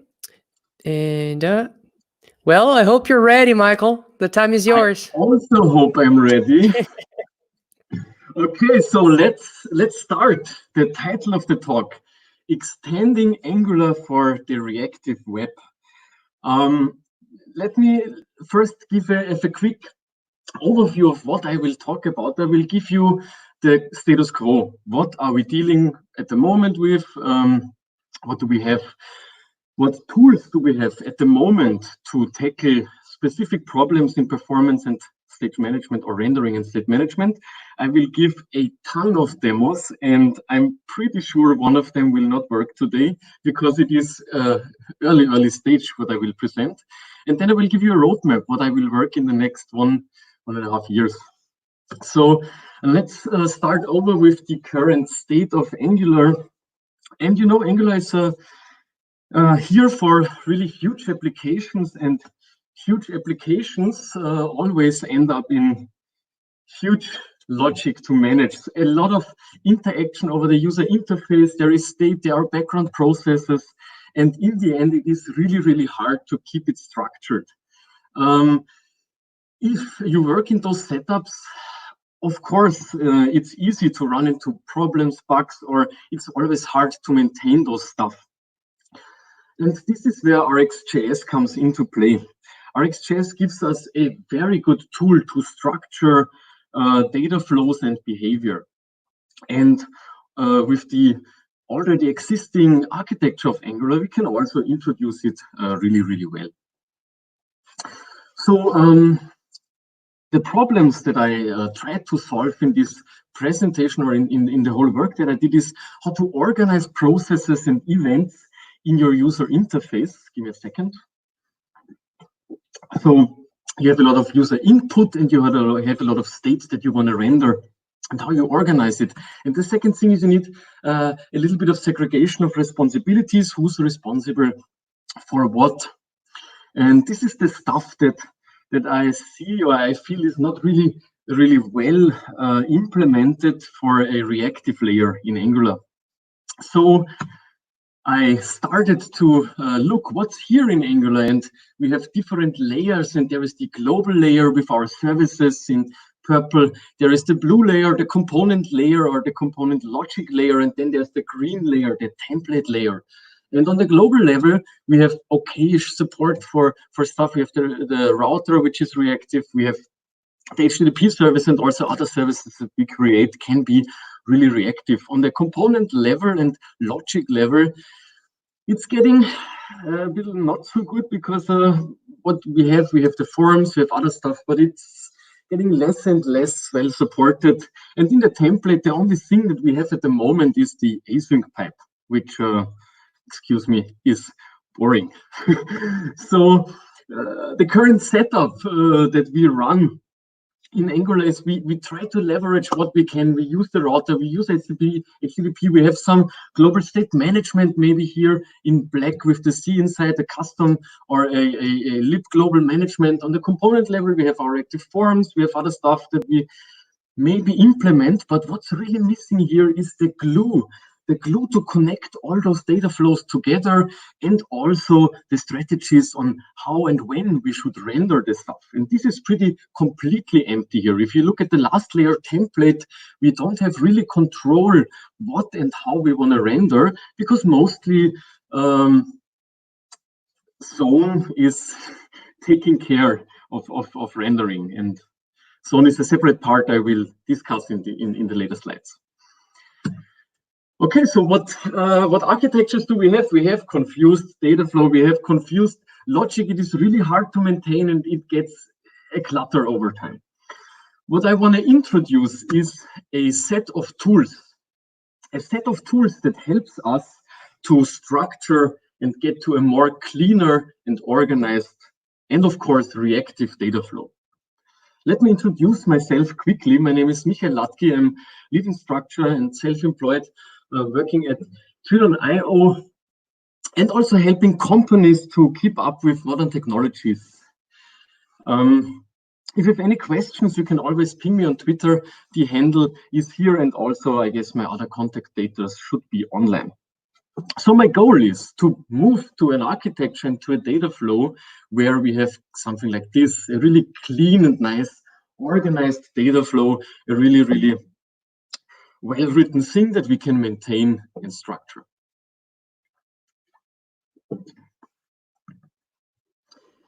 What I introduce is on the component level and on the template level, two packages that I'm working on. One package is RxAngular state. This is here for state management, reactive state management that let you compose different behavior and render these states into the template. And then I have another plugin that is not even on NPM yet. It's really, really alpha version. It helps you to render templates with different rendering strategies, so you can have full control over when and how something should get rendered.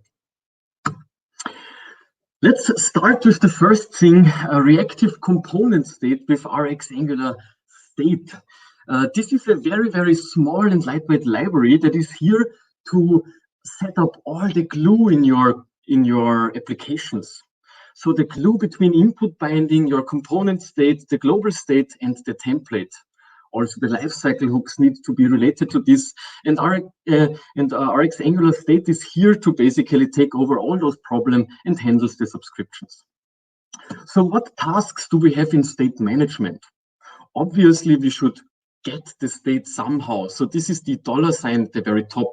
This is the state itself exposed directly and unmodified as an observable. You can apply your own behavior on it. On the right side, you have select, and select is here to basically derive a certain part of your state and render it.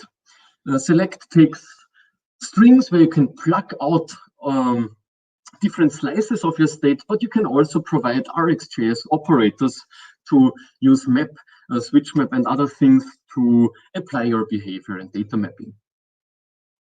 If we want to change state, of course, it has something to do to set the state to a value, right? In common ways nowadays, people mostly use behavior subject and next their values, and this is a similarity with my set method here. The set method is basically the imperative way of setting a state to our reactive service. You can call it imperatively, and this function is here to hook into all the imperative things, like, for example, input bindings or other stuff that is not composable. And then we have observables. We have global state management, we have the router and other stuff that gives us an observable of some state. And we need to basically merge this state, or we need to somehow connect the incoming values from those global state or the router and connect it to our local state. And this is the connect method. Intuitively, I call it connect, which connects observables to your state. At the end, we have hold, and hold is here to manage side effects. Side effects like ticks in the background that refresh your page or other stuff. As a last method, I have get. And get is here to hook into uncomposable getters like host bindings or other stuff. The typing is also pretty clean and easy. We have on the top the T itself, the state interface, and incoming values should always be partial of this interface, and outgoing values, of course, are partial or some other derivations of those outgoing. Void is here for holding side effects, and you basically never return anything if you have a side effect, so therefore a void. Good, let's start with the first demo, and here I have a small site that maintains a list of items. I can click this refresh button to refresh. I can also collapse this state, and then I see here an automated refresh timer. And oops, let me close it again. And if I change here the numbers, you see that I basically change the time when it is refreshed. This is fully imperative, and to make it reactive, I want to refactor this imperative approach. To do so, I need to introduce state into my component. Let me open the right file. Open, okay. So, there's the template. What we do is, we have two ways to implement the state. We can either inherit or compose. In this way, I do the inheritance way because it is a smaller API, a more direct API. So here I extend from a service that is called RxState, and this state has a type, and this type component state is basically the interface that holds the refresh interval if the list is open or closed, and the number of items, obviously. As this is all imperative, I have an initial component state where I plug out values, and I will use this initial component state to basically initialize this reactive states that I extend from, and this is easily done by just calling set my component state to this and that state imperatively. I leverage the select method that I explained to you before that selects a partial of the state. As I don't pass any parameters, I select the full state and store it under view model. And this variable is now used in the template, and here I use a small trick, ngIf. And then I place here my view model, and I use the async pipe, and then I say, please store it as view model. I can use this view model later on to replace the first thing, my list expanded state here. And the rest is also rendered that I can access all the other properties. So the next challenge after initializing my state is now basically, give me a second, I scrolled here, merging child state. So I have this open and closed state from my child component for the list, and I want to merge this thing into my state. I have a subject in the template that next all the time when I open or close it, and this is called list expanded changes subject with a Boolean. So I take this subject, and then I want to basically create something out of this subject. So I have this subject, and I say whenever a value is changing, I have this bool true or false, and I want to project this bool value into another object that is called list expanded. And here I place or maybe let's use key and value pairs here. So like this. Now I have an object with list expanded that has a true or a false value. This observable now gets connected over the connect method to our state. And in this case, I basically connected this observable or this object here to my state. And whenever it will emit a new value, it will pass this object with this key here, and it will overwrite the key in my state. So I can get rid of this imperative way of setting the state here, and I can use for my output binding now a selector. And in this case, I select the list expanded state. As you can see, auto-completion is present also here, so pretty neat to use.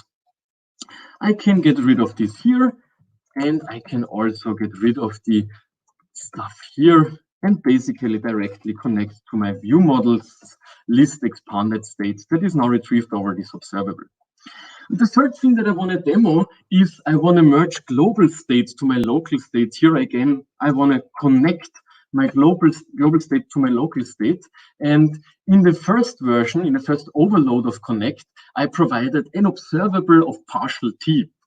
What I will do now is I will specify the slice itself that I want to change. So the list slice here will get changed from a data stream, and the data stream is here my list service list $. Whenever this slice here changes, I apply the logic to here. So I can refactor my previous logic, my map operation that transformed the value, and I can get rid completely of this whole observable here. I put the logic of the transformation here to have everything in this one line. And now we also have the server client-side transformation done and refactored and connected. So in a few, I can get rid of a lot of stuff here. I can get rid of the whole container, and I can also directly access my list over this view model shortcut that I set up earlier, which represents my whole observable state.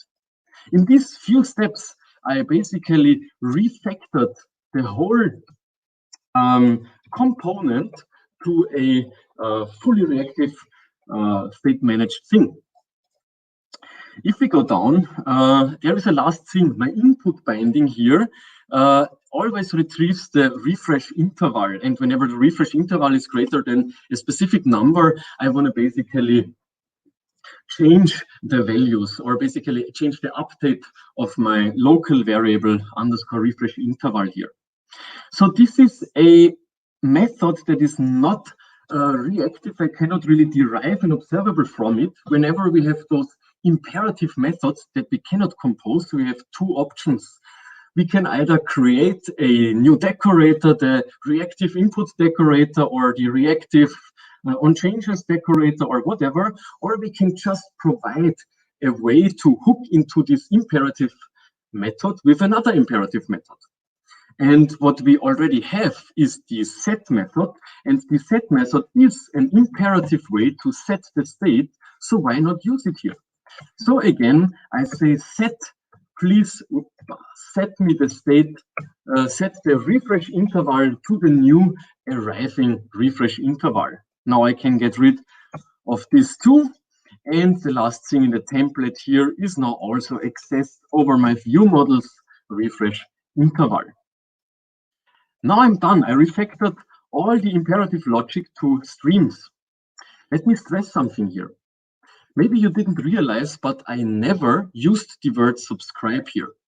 This is really, really important because subscription handling is a mess. And whenever you have to take care on it over a third-party library or manually or whatever, it is always a clutter. It always adds this take until or whatever technique you need. In this setup with this RxAngular component, it is completely abstracted away and automatically done when your component is destroyed. Okay, there's a second thing that I want to show you, and this is a thing that is called a side effect. So what is a side effect? If I open my browser again, we see that we have this interval here that is ticking every 10 seconds, and whenever the interval finishes, it hits a trigger, and then it refreshes the whole component. So this is called a side effect. A side effect is not directly related to the state, but is somehow triggering other processes, and they will then feed the new state into our component. And at the moment, side effects are managed like this. Let me show you a little bit.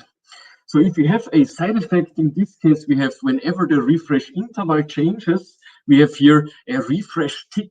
And this method, really, really clumsy, unsubscribes from the previous one, then selects the refresh interval from our already reactive state, then it switch maps to this interval, there is this tick of this milliseconds, and then whenever the tick ticks, we basically use our service to refresh the list. We subscribe to it, And when our component gets destroyed, we unsubscribe from it here on destroy hook. Another property here, interval subscription, is needed to manage all of those things. The second part of this side effect is the button click, and the button click is managed here. Whenever the on refresh click callback is fired, I will refresh the service again. So triggers are the button and an interval that refreshes the list, and this is managed here imperatively.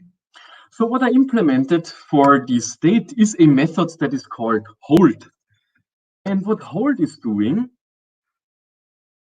hold is basically taking any observable and subscribes to it, nothing else. So let's think about the observables that we need to get this hold method.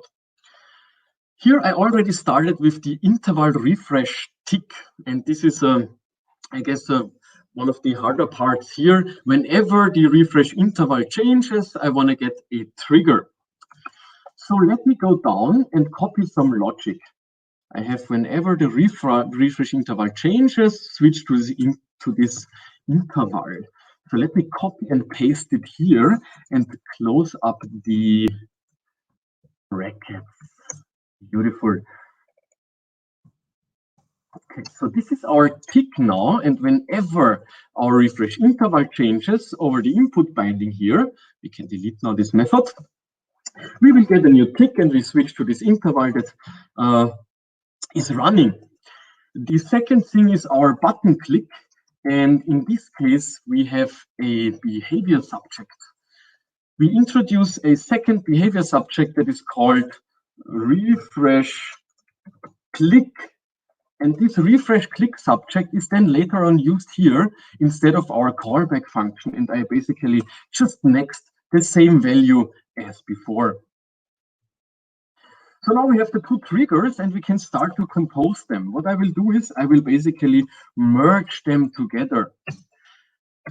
I will merge the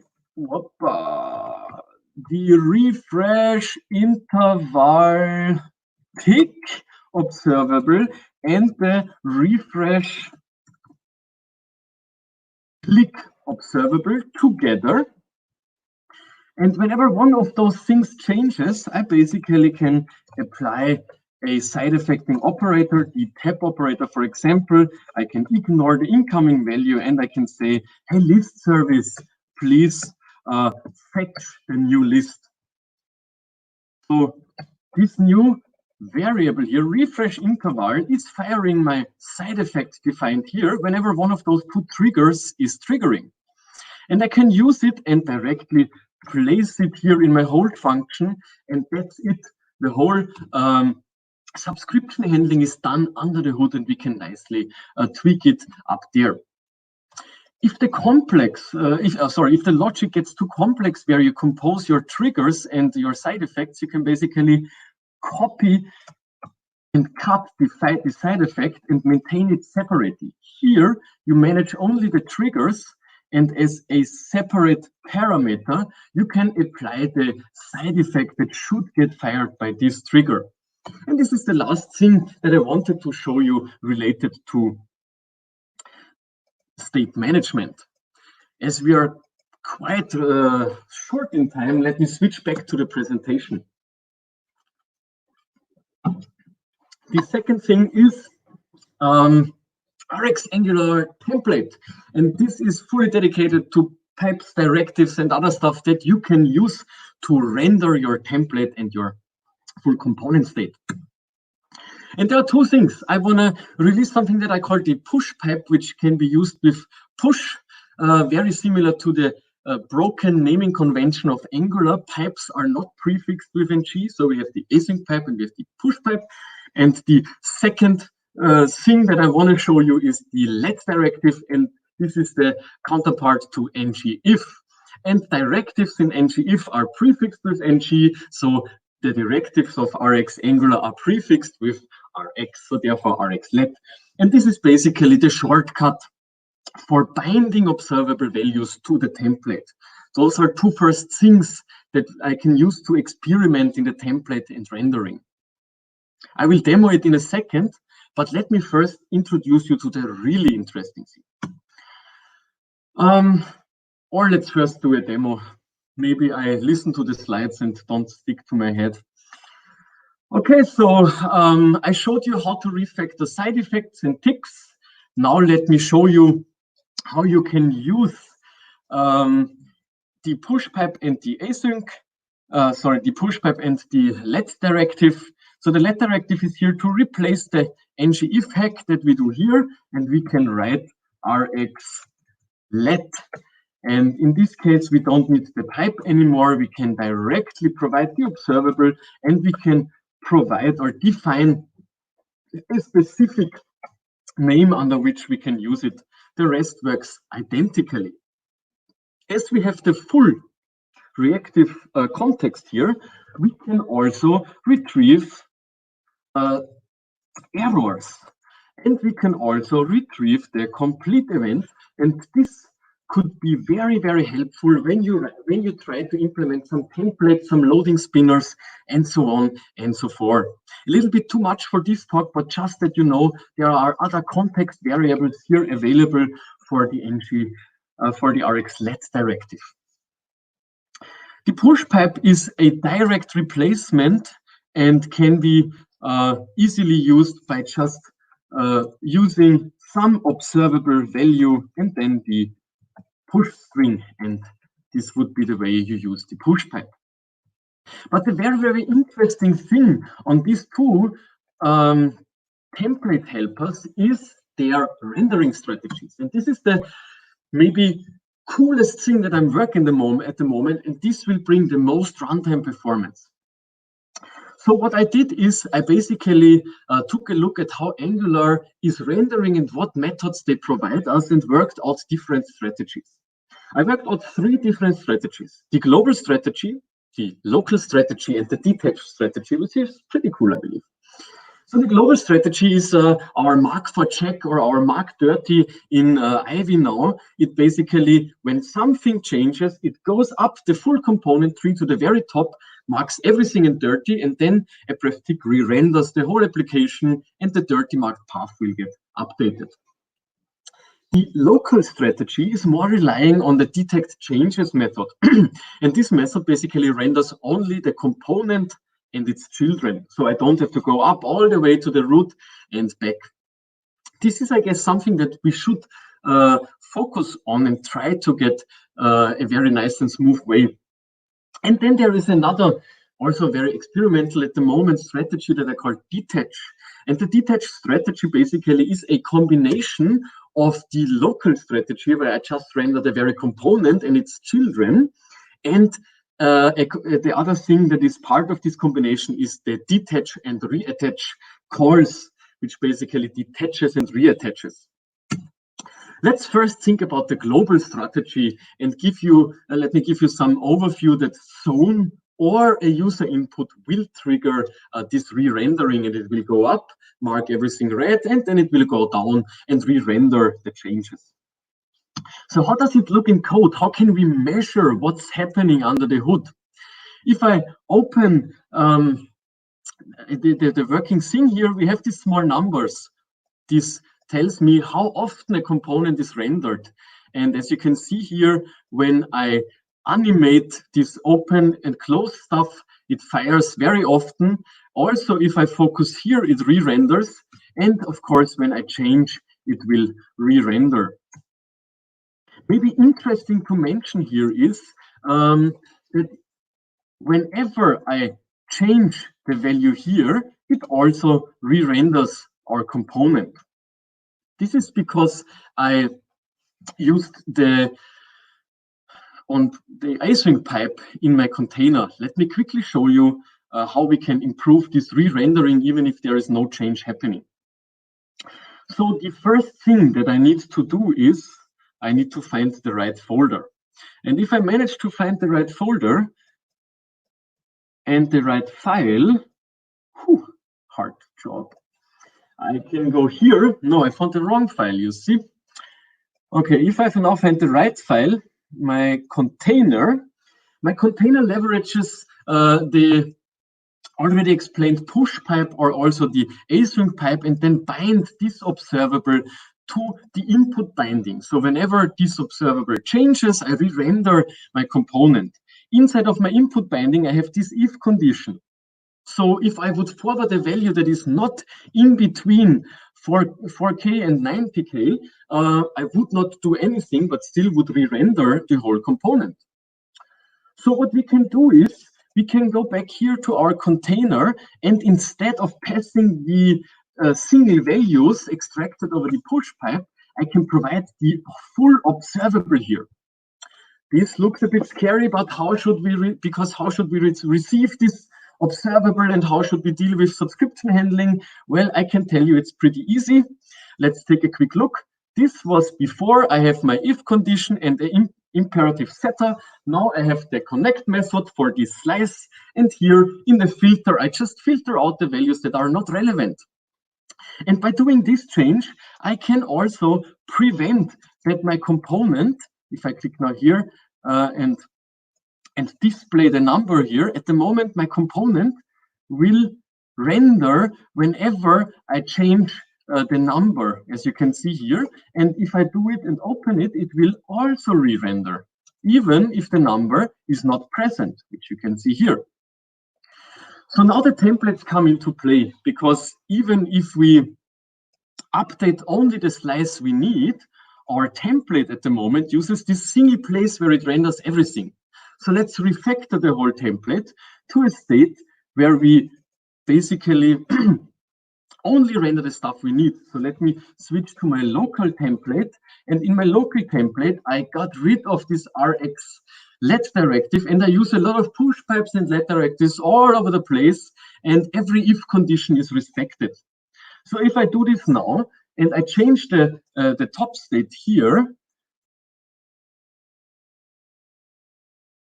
give me a second. Now we see that I change numbers, and the numbers are visible here, and also the state is rendered here because they are visible, obviously. But if I open it, the number is not visible, and now this change should not reflect any rendering here.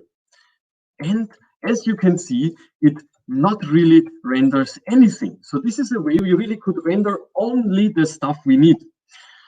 The last very annoying thing is the animation rendering, and also the rendering that fires when I open and close, because only for opening and closing I get here 5 to 6 re-renderings of the parent and the child component. To do this, I will use the detach strategy. So in my, let me first switch to the detach view. In my view, it looks exactly the same, just that I now switched the strategy here to detach. Where is my detach strategy? I just write detach here, which is the child strategy, and then I also write detach here. If I open and close now, give me a second. Container. This needs to get refactored.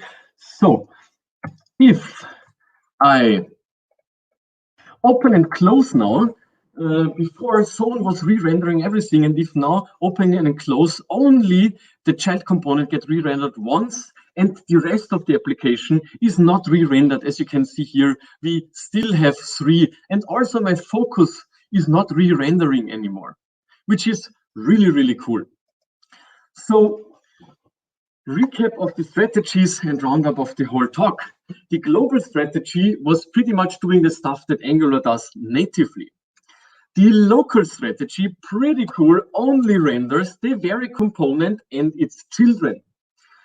If you use the push or let directive multiple times in your page, don't worry, I implemented coalescing, which will render only once when it's needed and not unnecessarily, as the problems are at the moment.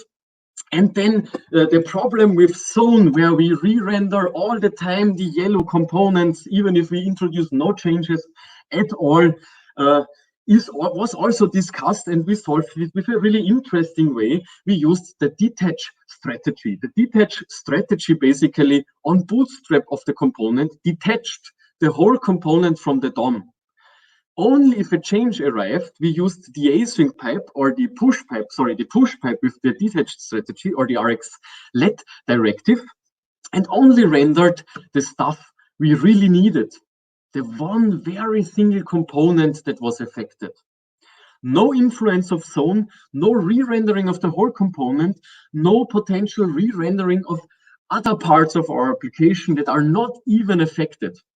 So I guess this is really, I would say, game-changing and disrupting, and this is the stuff that I will work in the next 1.5 years to really provide more of those methods, more reactive tools in those 2 sections and 2 other sections that I have on the roadmap. So what is the roadmap? The roadmap is basically the stuff that we have now should be better and stable, the state and the template. But what's next? What other stuff will I build, or what other stuff will or the other contributors working on RxAngular build? Well, maybe you can tell me, because we are very open for discussions. You can open issues on the linked GitHub repository here, and we will basically take in consideration everything that is interesting and that you provide as feedback. Thanks a lot for your attention. This was Extending Angular for the Reactive Web, a sneak peek of RxAngular and the different things and technologies that we will be able to leverage in the future. Also, Ivy made a big step in this direction of local rendering. So a reason to be really excited. And shout out a very last thing,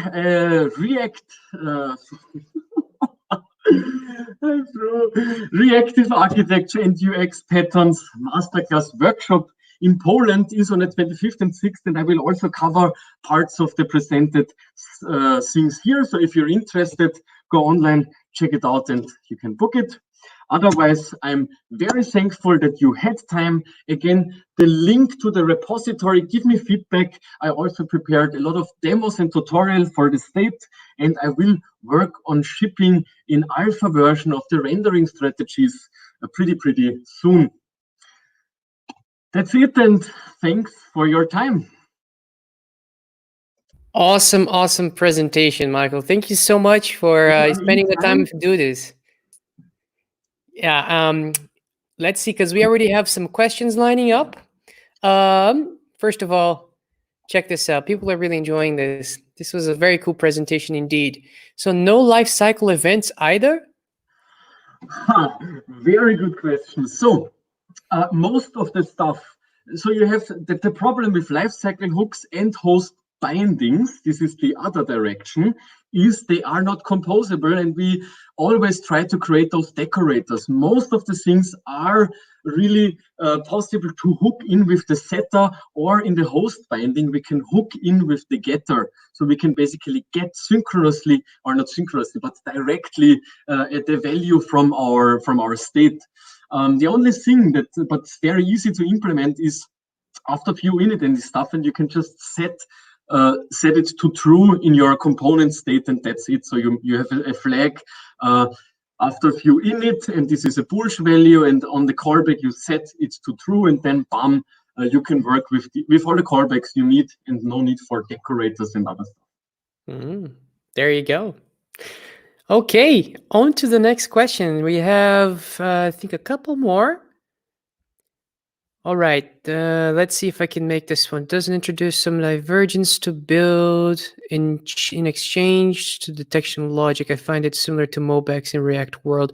Do you follow this question, Michael? I'm trying to actually understand. Logic, it finds similarities. Yeah. Okay, so MOBEX is a it's a state management system, right? Yeah. Management system. It is not here for rendering. Rendering is really done over the strategies, and I will do another talk on coalescing, change detection, coalescing, and rendering in some months. But this is not really related to state management at all. Yeah. So I guess we're talking two different subjects. So Yeah, but aside from that, we have some very nice reactions to your presentation. Really? Yeah, there is Natalia, and also Kiffin, I guess that's how you say his name. Kiffin. And yeah, and one more. 1 second. This is a comment slash a reaction. Excellent evolution of ideas from operate heavily dynamic UI stock. Such a clean and nice API.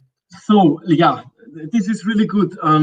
Last year and 1.5 years ago, I had like also the topic heavily interactive user interfaces, and I worked on a lot of architectures, data flows, and this stuff, which was everything was vanilla. Yeah? So I only used Rx and no abstraction layer. And RxAngular state is basically the conclusion. I also did a very, very big research on ephemeral state management in Angular and solved other problems. And this library, the state library, is a conclusion of my last 2 years of working with component state with companies and solving their problems. So it is definitely a output of those talks, or of this talk, operating heavily dynamic user interfaces. There you go. So really you see people have been following you around. Cool. Yeah. Yeah. But Michael, once again, thank you so much for being with us today. And we really hope to have you again, hopefully on the big stage as well. Once more. Life is always better. Yeah, once more. And yeah, thank you very much. Thanks for your time. Bye-bye. All right, everybody. On to our next speaker. First, let me bring him up. Welcome, Harris. Oh, wait a minute. You're muted. Just unmuted you. Wait. Oh, I don't have the permission. There you go. Just muting for safety, yeah? Yeah. Okay, right, so Harris is actually one of our own. He's a senior front-end developer at Passionate People, but he's so much more than that. He's a speaker, and he also hosted some of our interviews right after the last conference that we had. And, well, he's spoken before at AngularNL, I guess last year in 2019. And he's also spoken in several other meetups that we have organized before. So aside from all the hard work that Harris does, because he is a front-end consultant with Passionate People, he does all this other stuff as well and has been helping us a lot. For example, one of the latest things that he's been doing is the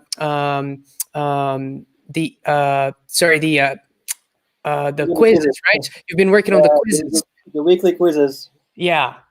And so, yeah, you guys can join that as well. So, anyways, a lot of stuff doing that.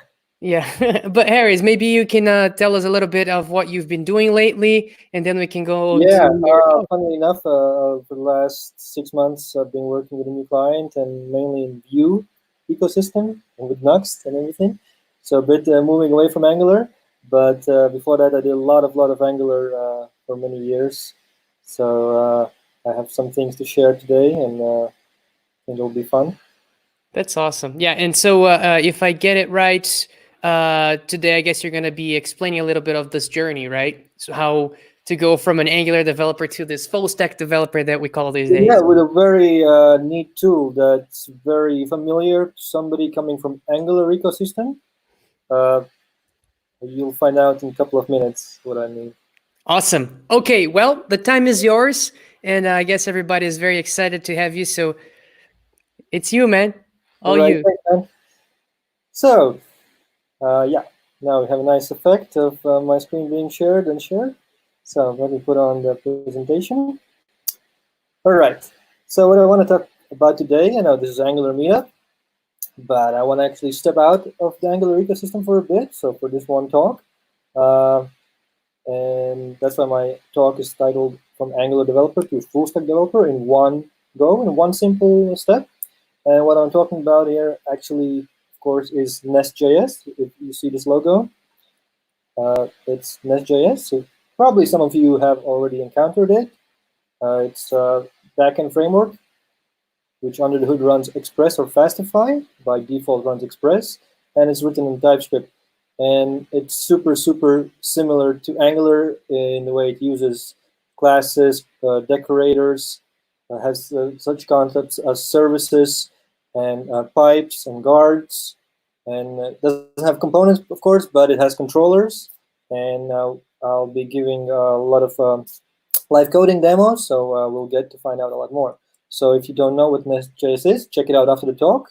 I think you will love it. If you're looking to step out just the front end and do some full stack development and build a back end for your front end, and you have solid understanding and good skills in Angular, NestJS super a super easy step for you to make because it's so similar in way it utilizes concepts and programming aspect.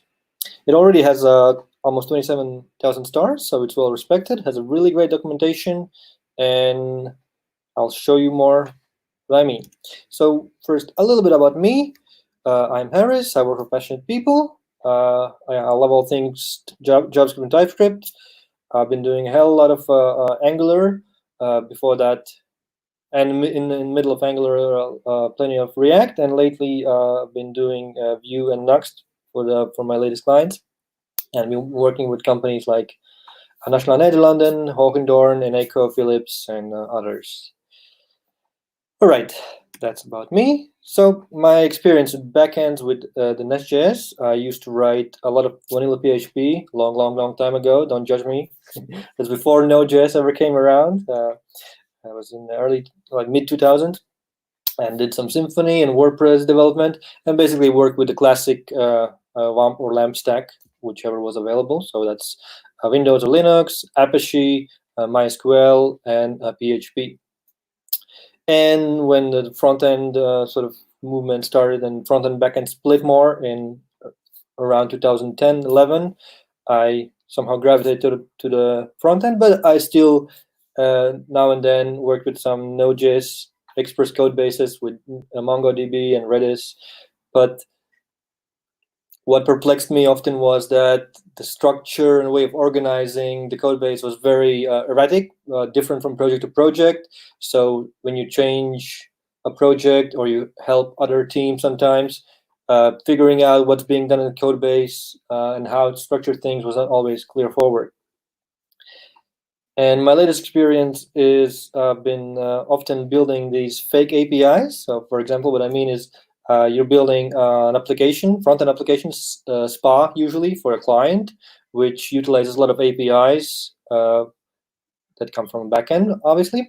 But while you're developing, often you need a local development version to run. So if it's a Node backend, yeah, that's pretty simple. For example, I'm using a MacBook, so it's relatively easy to run a development backend on your laptop. However, there are a lot of clients use .NET or Sitecore with .NET, and running on a MacBook or a Linux, that's really cumbersome. You need a virtual machine, and that's way more hassle than the benefit. So what I ended up is building these fake APIs, which have the same signature, the same endpoints, just return you JSON stubs, or actually do some really primitive logic to mock the real APIs. And in one of these cases, I came across NestJS. Actually, I heard about it from one Angular talk.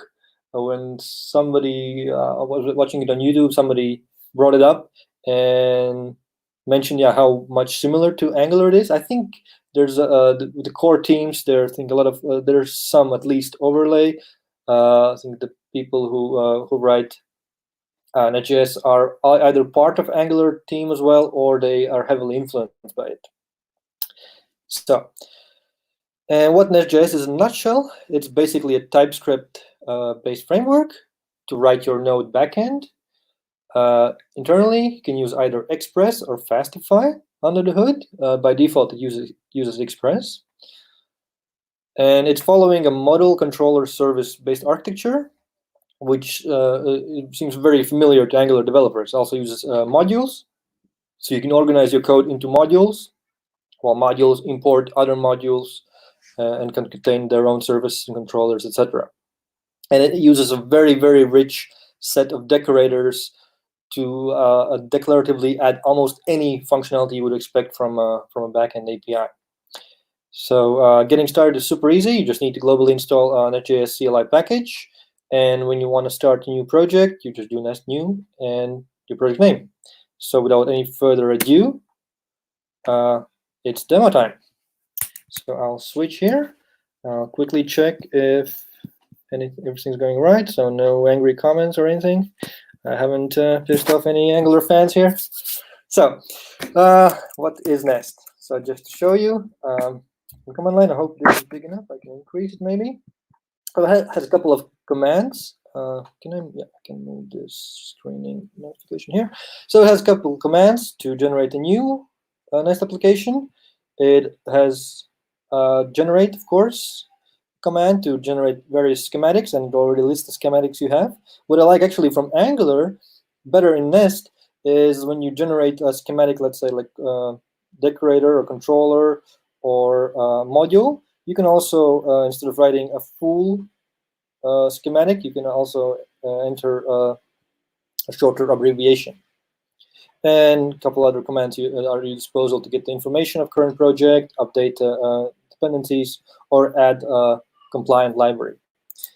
So for the demo, I have decided to build a very, very primitive in-memory movie database. So everybody loves movies. I like movies.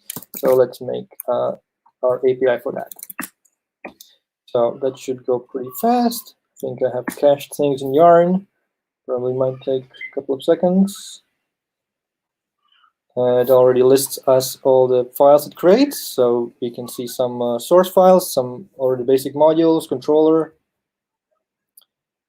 And still waiting for Yarn to install. Maybe it's taking a bit more time. Let's give it some moment and check on comments on. See, nothing new there. And still installing. Oh yeah, and here we are. So we can change into our movies thing. I want to open up my VS Code. So we will see better. I'll increase the font size. As we can see, we already have some files in the source folder.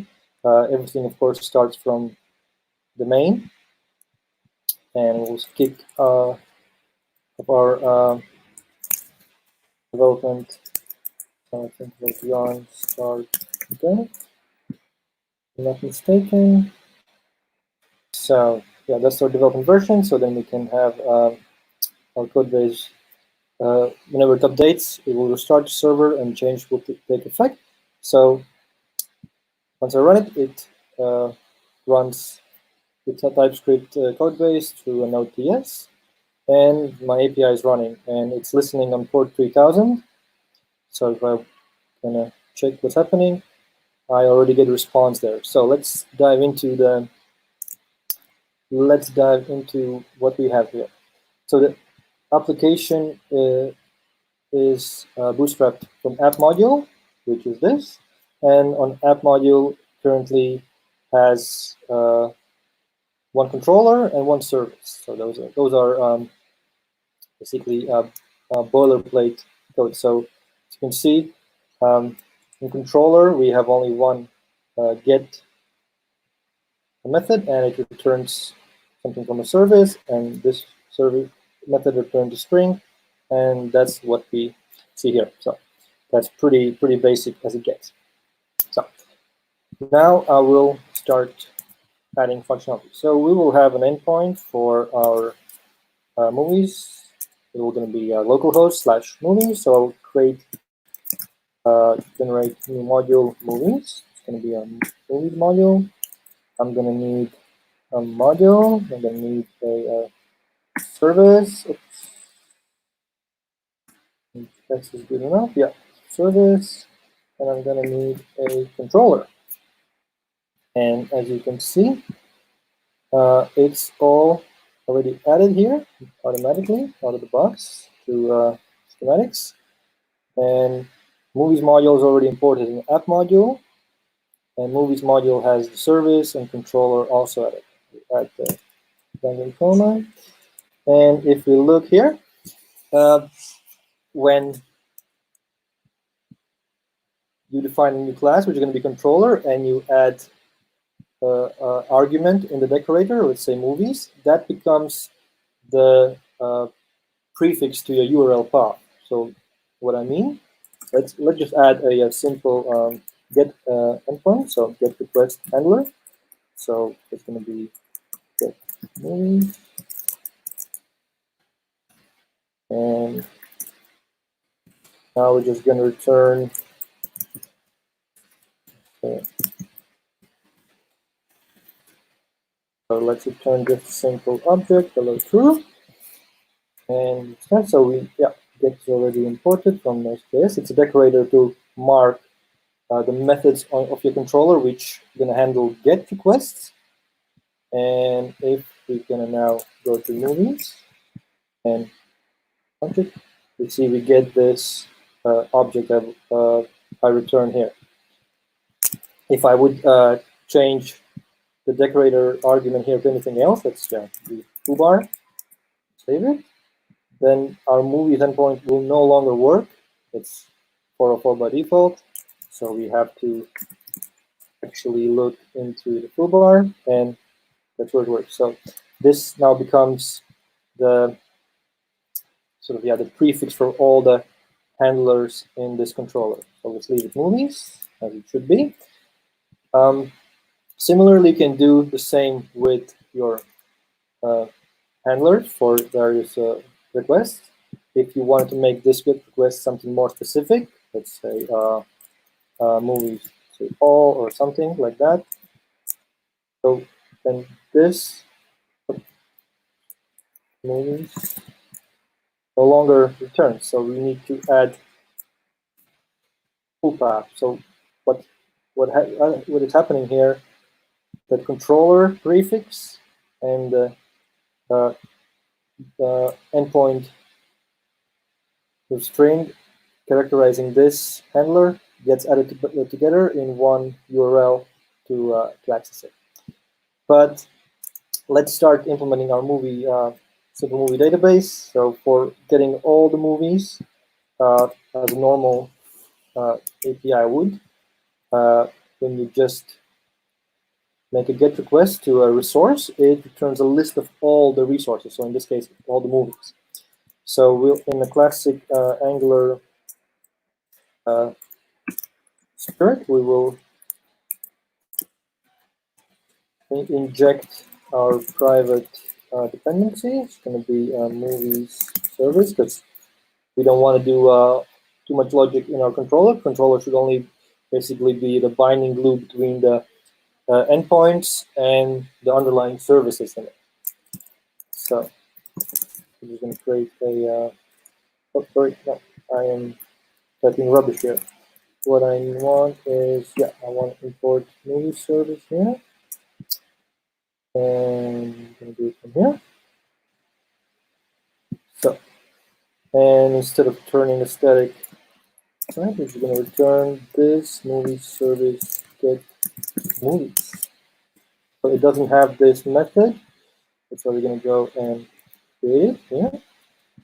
And we're also going to have a constructor, of course.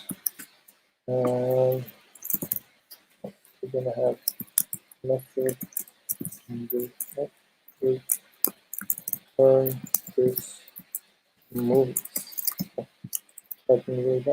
So we're going to create a class member movies. And I have saved a file for our movies. So we're going to have a couple. It's going to be a primitive in-memory mock of actual database, but in reality, you would, in a service, connect to, let's say, Mongo, or to MySQL, or MSSQL, or Postgres, whatever. Typically using, in Nest ecosystem, you would use something like type ORM, which is pretty awesome to abstract over any underlying database. Here, of course, for the demo purposes, we have movies, so we have a couple. I touched one. So we have a couple of popular movies. So after constructing, this movies equals movies. So swimming back to space, launch this, and if there are no errors, then this endpoint now could. We just need to go to the movies, and here we are. it already works, already returns all our movies. And we can continue with our functionality. So next thing, the next endpoint we should add is to get a single movie, which typically is. So I'm going to add another get endpoint. So instead of movies, we get a get movie. But in this case, what we need is we need to capture a movie ID. So that's why we need to enter argument here and use the very well-known syntax for route parameters, where the section of route is dynamic. So in this case, it will be movie ID. So whenever there's a string after movies, it will pass to this controller, and then we can pass the movie ID further to the service. And to be able to capture whatever params are in the route path, you need to inject a param decorator, and automatically adds to the imports. It's great, and you can assign a variable. I mean, argument this, and to show you how it works, I can do a console log here. So this is gonna assign.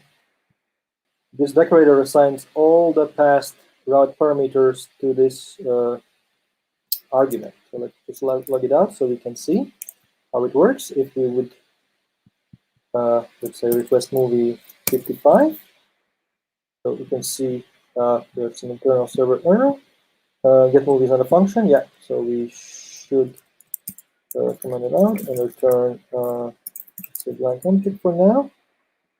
And we request, so yeah, we get a blank object, and you can see we get an object with movie ID. So what it does, this decorator injects all the route params and assigns to this object. So and when you log it, you have it on this object. So if I would add more more route params, for example, movie ID, movie year, if I wanted to do something like that, and let's say it's the 2000, so that route, and the params object would capture all those route params and assign them to the subject properties. However, in this case, we only need movie ID, and we can do more. We, instead of getting the whole params object, we can just extract a single param from it, the movie ID. So passing this argument here gets you only pick out of the route path what you really want. So it's going to be movie ID in this case. And of course, it's going to be a string. We can go back to this and pass to the server. So our server is going to need to get a single movie. So movie ID is going to be the string. And now we're going to have to return to find a movie which ID is to what we're requesting. So first of all, you have to be careful that the ID is a string, but here are these are numbers, so we must account for that. So let's just try to find movie. So this movies find. We just need to pick out the ID from the movie, nothing else. And if the ID is equal to parse movie ID, with string, and we're going to parse it in base 10. So it's going to find a movie where ID equals the movie ID coming from the route. And if there is a movie, we're going to return it. And else, we're going to throw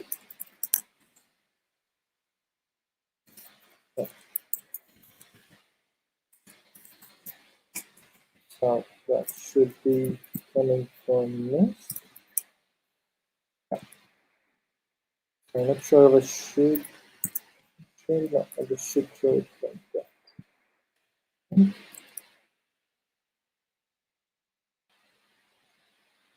No, I should actually initialize it. Well, let's see. So we are finding movie 55, and that's not our database, so let's generate 500. Oh yeah, I should instantiate that. Yeah, I should. And oh, I think it needs to be a new one. Yeah, that's what I need to do. So now it should work. Yeah, so now it correctly returns 404 because we are throwing not found. And if I would now do something from 1 to 5, it will find a movie with that ID. So you see it working really, really fast. So just took us a couple of minutes. Of course, I'm having a bit slowly because I'm also explaining. But we already have a very simple API working, getting all the movies or getting individual movie. And of course, we are using a very basic primitive memory. There's no database, so just saving something in memory and serving from that. But yeah, in reality, you can imagine this logic connecting to a database or MongoDB and returning what you're looking for. All right.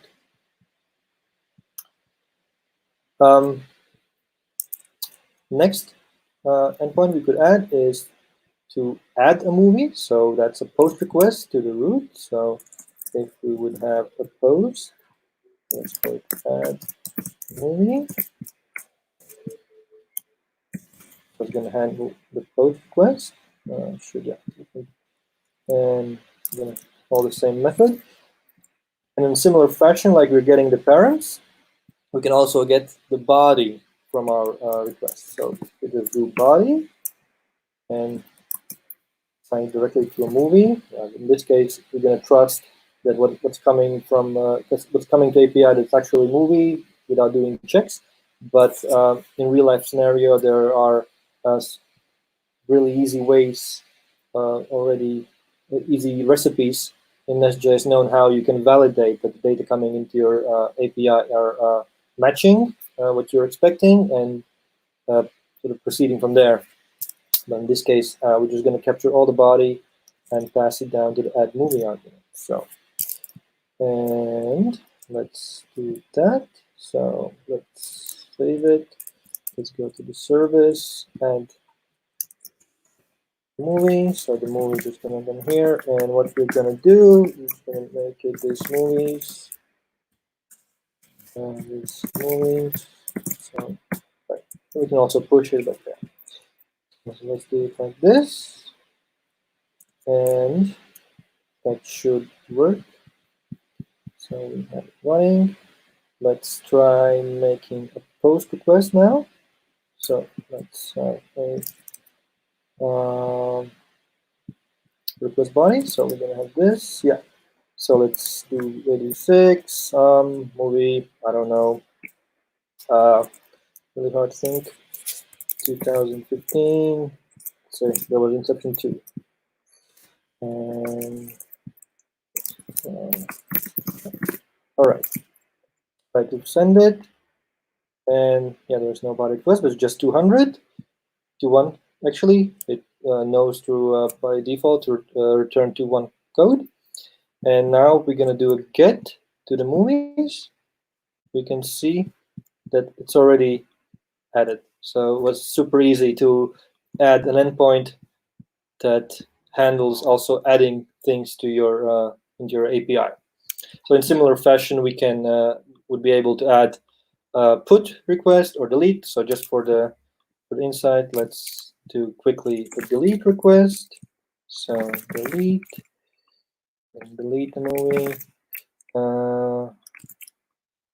Oops, we want to delete it here.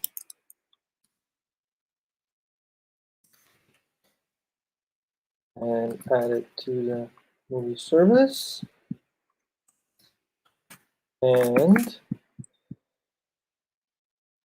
gonna be movie ID string again.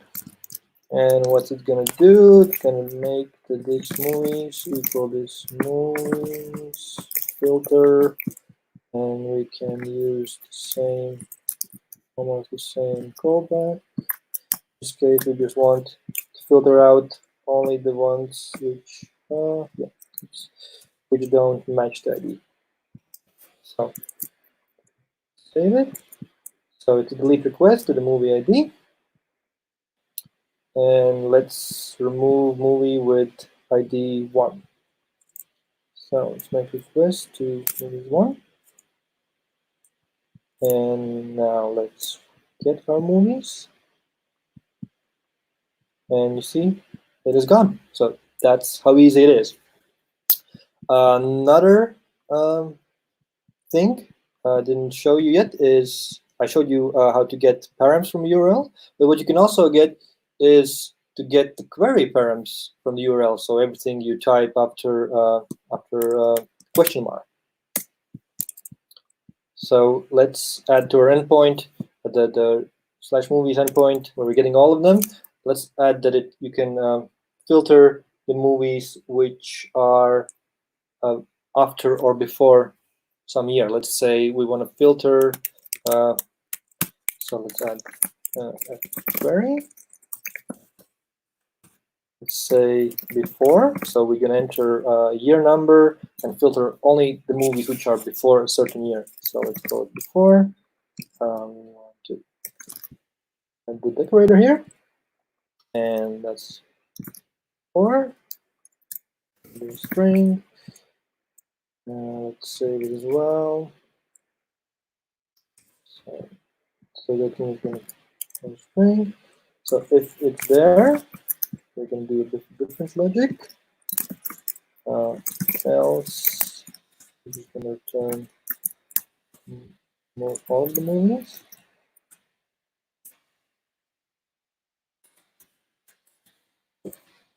So now with the before, we're going to do the filter, and again we just want to, in this case, capture the year.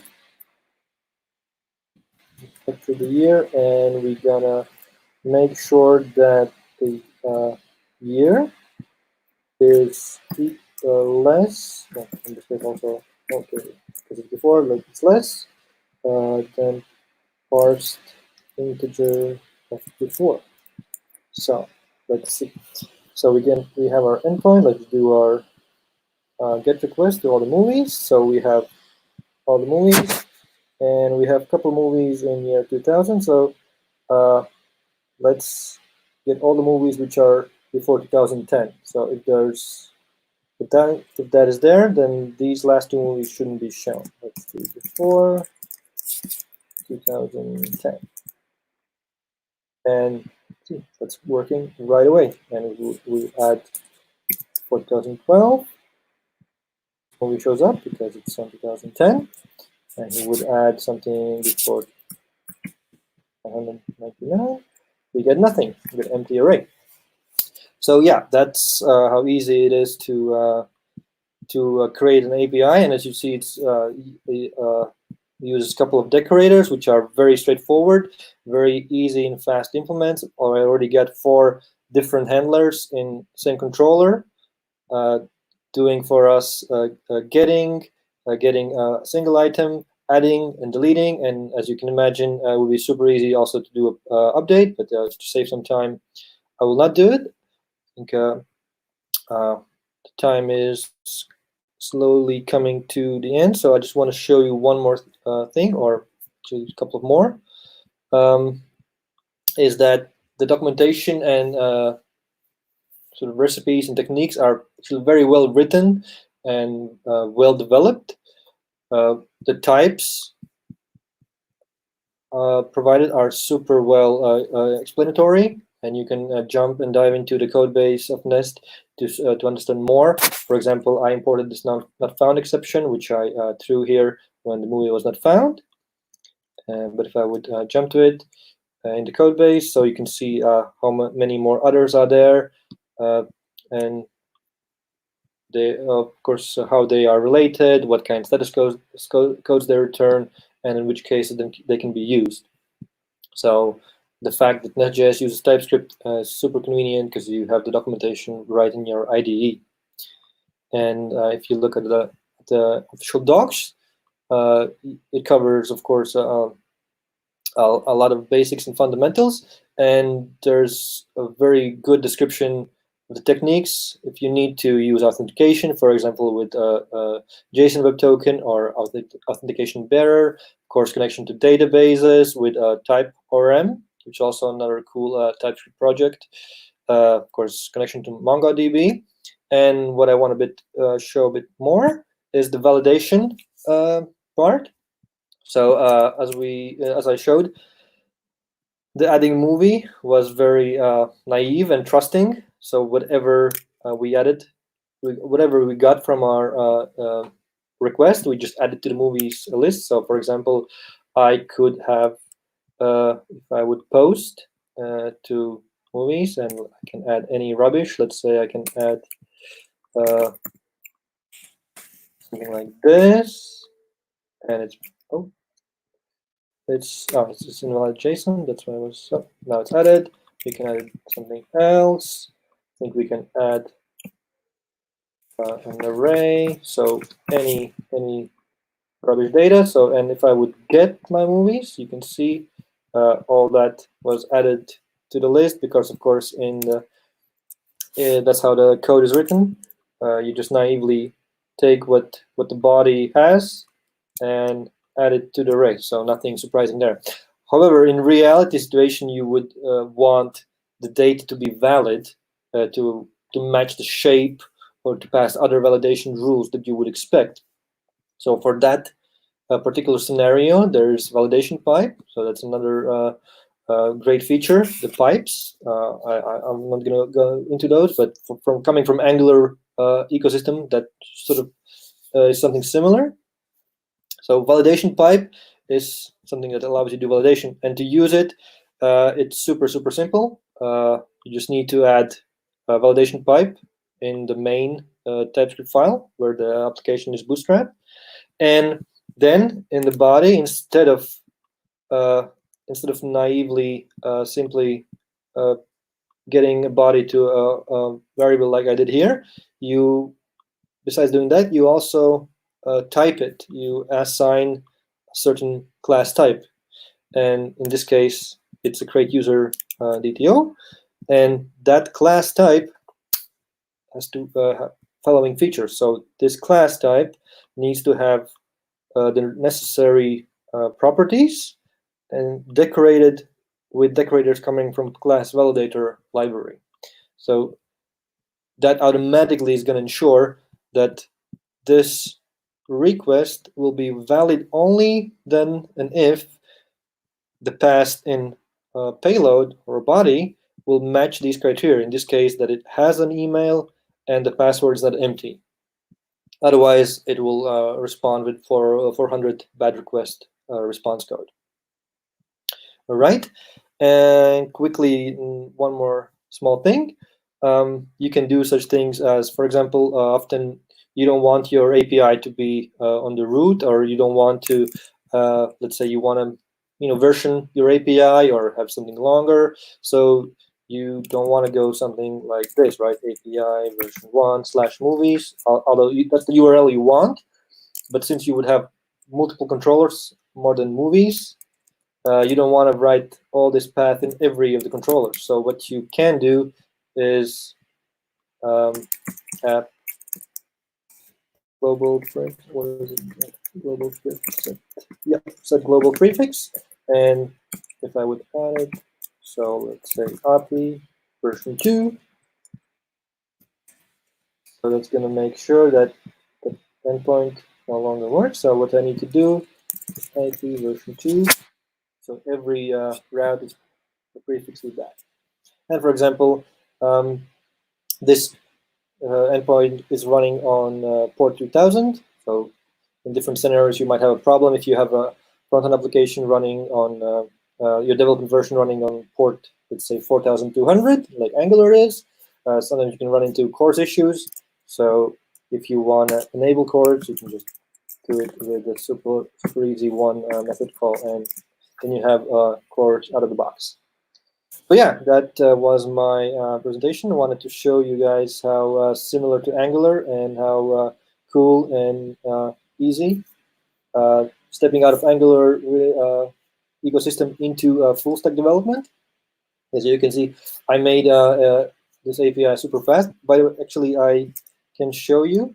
I am teaching Angular workshops to several developers, and I wanted to give them assignment to build a full-featured front-end application, but I couldn't find a nice backend for that. So I actually went and built a movie database, but it was a bit more elaborate. So I want to show you a bit more elaborate with actually also controllers for directors, actors, and writers, and everything linked, of course, in a naive way, just because it's just for the mocking of the data. So didn't need no database. So there's a super naive linking of entities, but don't worry about that, and don't do that in production.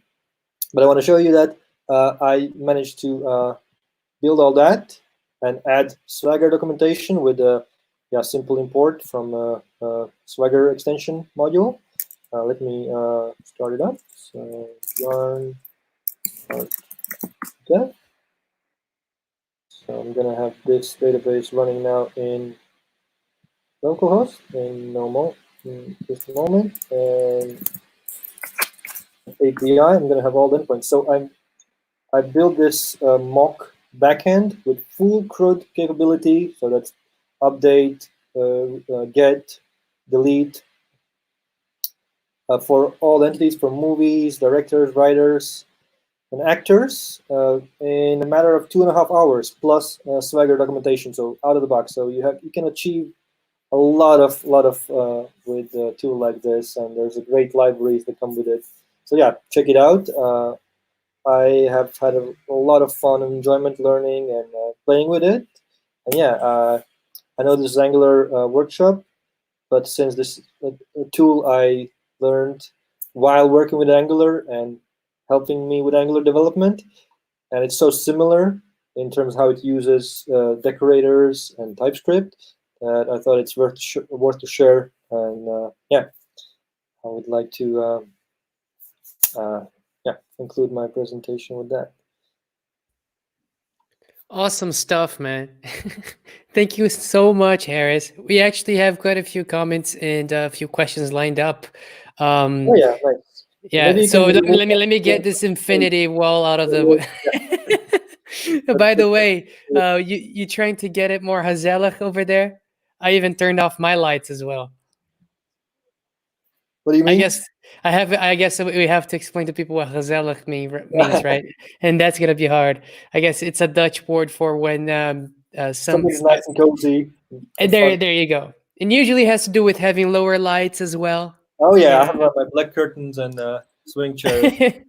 Way to go, man.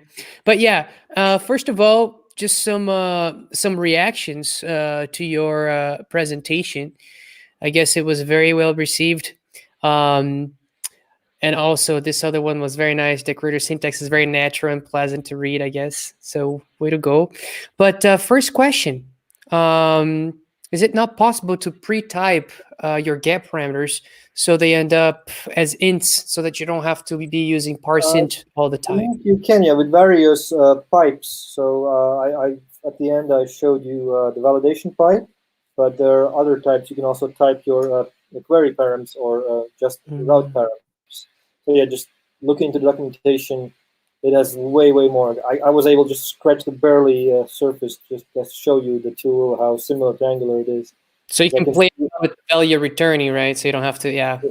Yeah. So I'm pretty sure there is something that lets you typecast a route param to the type you want, primitive type. Okay. Yeah, I guess that's that it's good so you can avoid repetition. But on to the next question, and I see other questions popping up as well. Yes, Irving is asking, is there a convenient way in NestJS to reset the mocked data to an initial state? I guess he wants to know about it in the case that you're using Nest to do some end-to-end testing. So, Well, in my case, yeah, I wrote a super naive in-memory database. So every time you restart, every time I even the server restarts after I save some changes, it resets. So in that case, yeah, if you're using in-memory store, then every time restarting your server will also reset the mock data. Yep. Oh, and by the way, here is Griffin's follow-up comment, I guess, on the parsing. But I guess this would be kind of parsing anyways, right? Yeah, of course, Here, implicit yeah, typecasting in JavaScript. exactly. So one more question. So I guess we talked about all the advantages, right? But are there any disadvantages I'm to sure this there approach? are. To be honest, I haven't used it to like production grade products. I only done some prototypes and fun exploration. So I haven't run into disadvantages myself, but I'm sure there is. I mean, everything has its own downside. Nothing is perfect, man. Sorry. Yeah, I love React and I'm cursing at it all the time. Yeah, I'm sure they are. Let me think. Yeah, maybe if you because you have so many types, right, and so many decorators, and everything is imported from NestJS/common. So maybe the namespacing is a bit, yeah, everything is in the same namespace. So maybe that's something. Yeah. But I simply haven't used the tool that much to know some other important disadvantages. Yeah, I actually see some people in the comments actually addressing OLEGs, like Niels, for example. I would say that you have to maintain an extra environment when you keep your fake API relatively dumb. But when you also implement, okay, yeah. Well, I guess people are following up on his question. But one last question before we let you go. We're abusing of you a little bit. I guess Fidas has another question. He's been pretty active today in this session. Another little question: do you recommend any form or ORM package for NestJS to deal with relational databases such as MySQL or TypeORM? Sequelizer, or anything else? I used Sequelizer, remember in project a long time ago where I didn't understand backend that well from Node.js perspective. But with TypeORM, as much as I've played with NestJS, I really like it. I think it's pretty convenient. But I don't think I can answer really in depth. Mm-hmm. I only worked with sort of prototypes and fake APIs with TypeORM. Yeah, I guess we can do a little search as well to find those tools. I'm sure they are out there. But I see a lot of value in the presentation today because for a lot of front-end developers, I guess it can be a little bit intimidating and you feel a little bit held back sometimes because, I don't know how to prepare a backend. Exactly. And if you want to make that step to backend and full stack coming from Angular ecosystem, this is super easy and natural way to do it. It's so convenient. And what compared to pure Express applications, I love that this offers you a structure right out of the box and so much ease to write and organize your endpoints and and the documentation is so good as well. So yeah, it's so good, and there's recipes for almost everything: authentication, validation, etc. Just check it out. It's a very mature solution. So yeah, it's amazing. Yeah, but Harris, once again, I wanted to thank you so much for being with us tonight, for spending the time to prepare this presentation, for spending the time to answer those questions.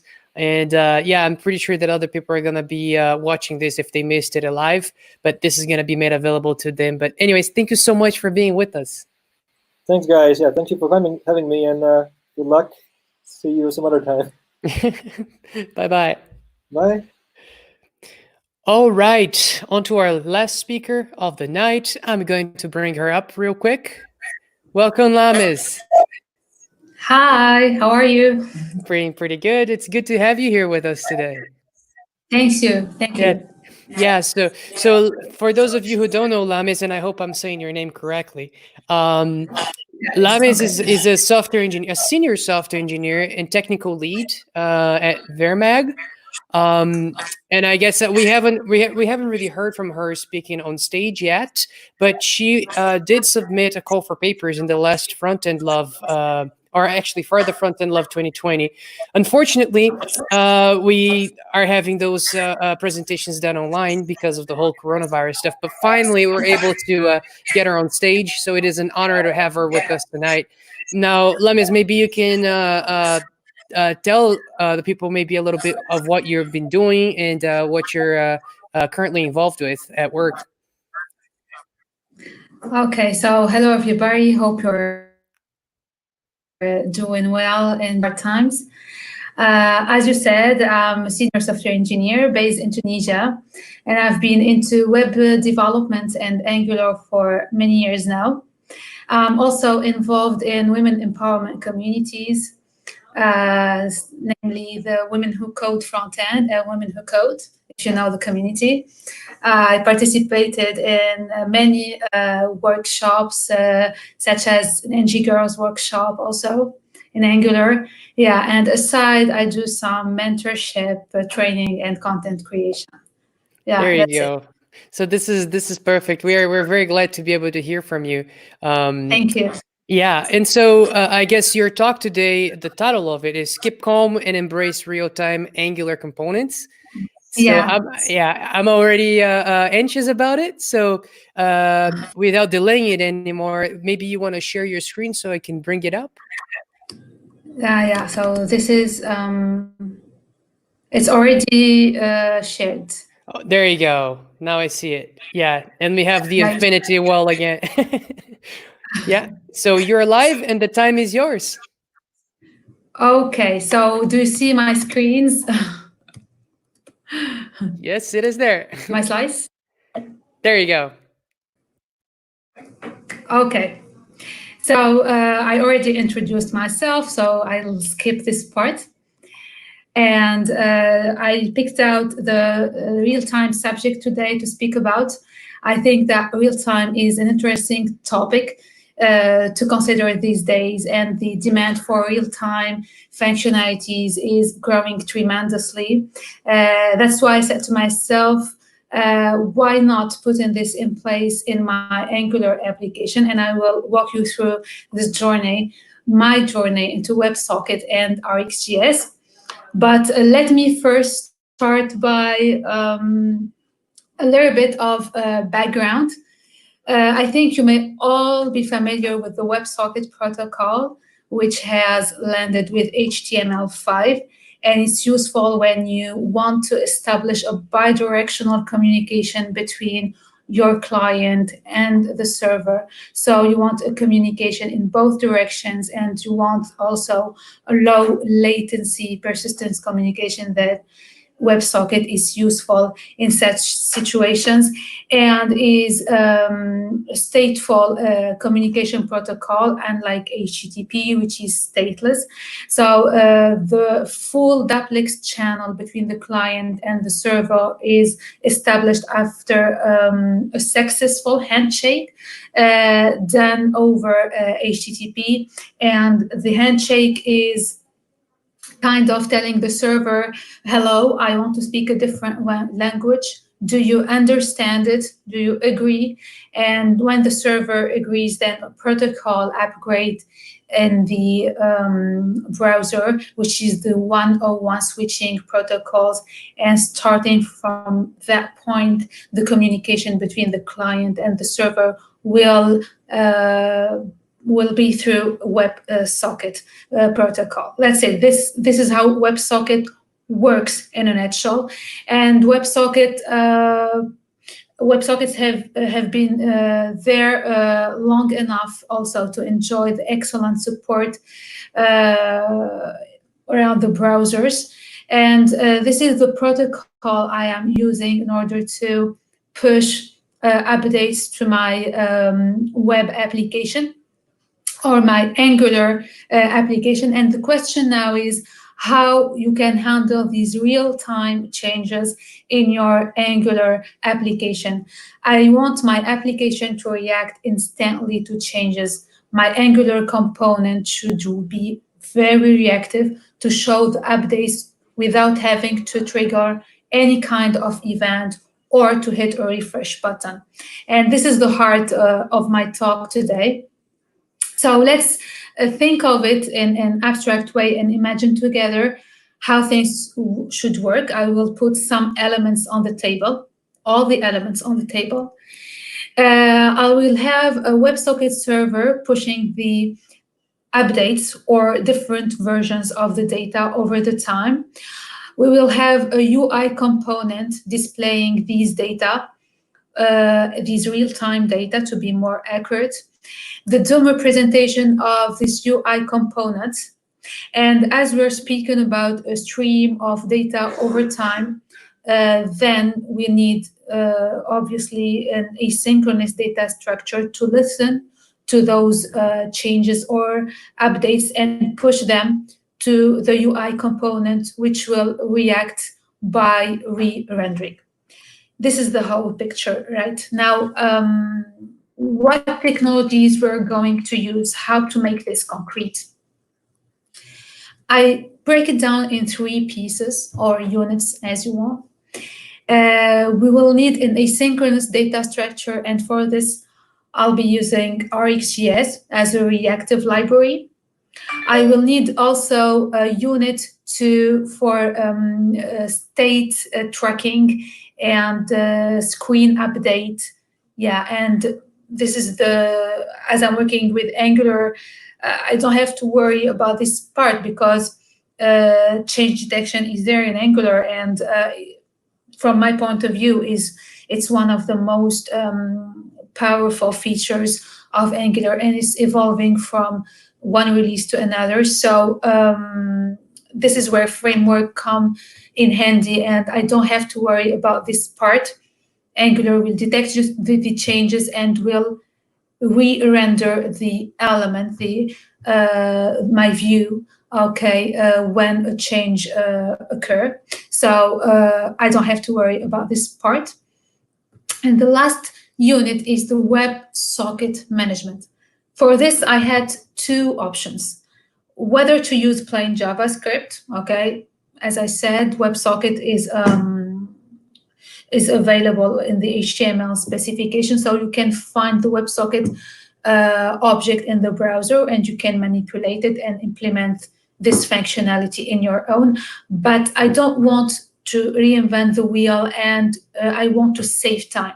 So I started looking for a library, a ready-to-use library to save time. And there are great libraries over there. There are many open source packages available that handle live updates coming from the WebSocket server.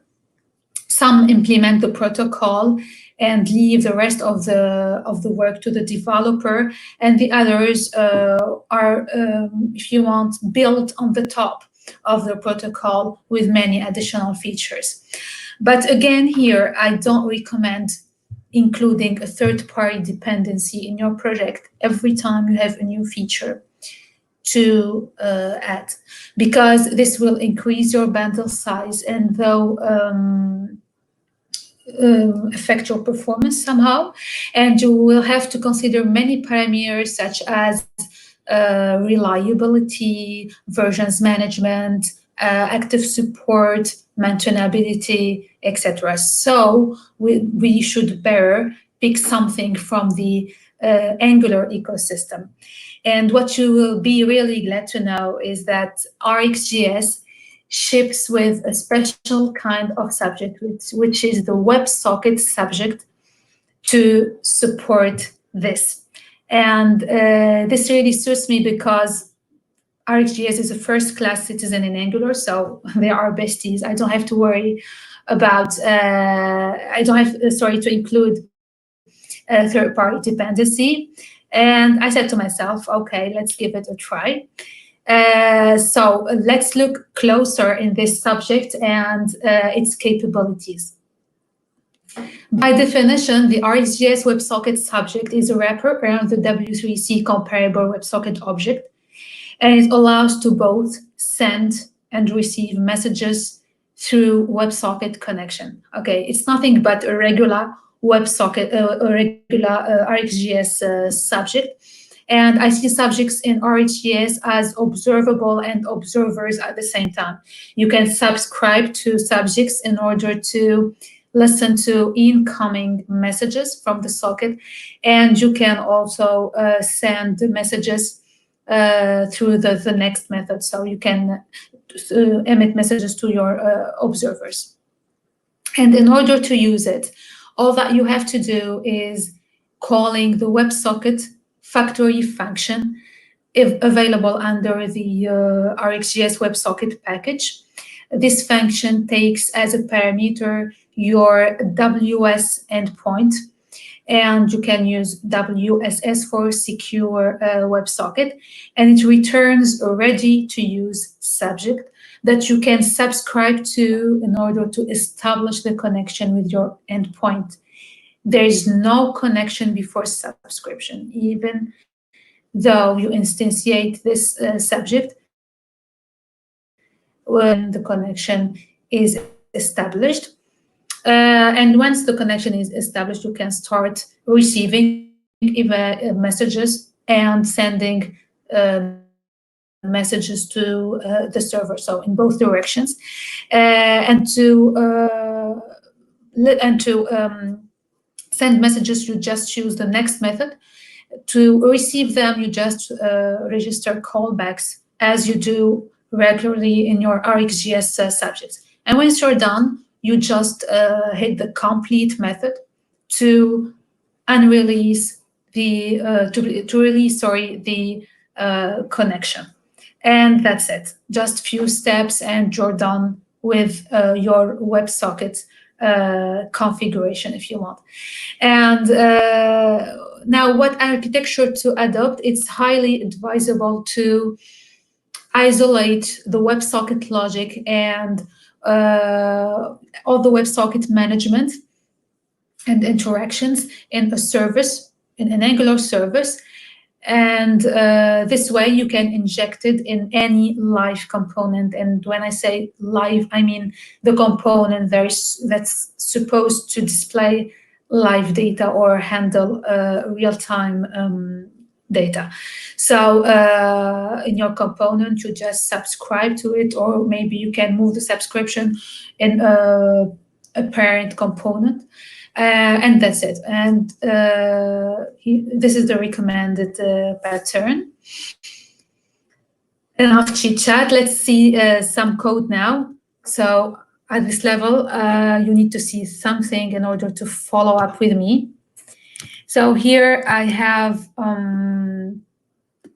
this is the NG real-time dashboard. This is my real-time dashboard in Angular. And this is my backend built with Node.js. I am using Express JS, and I'm using to handle the WebSocket. I'm using the WebSocket package WS. It's very easy to use and very thin. And this is not the scope of my talk, but I just want to show you an overview of my backend. I am using Node, but you can pick pretty much any backend you want.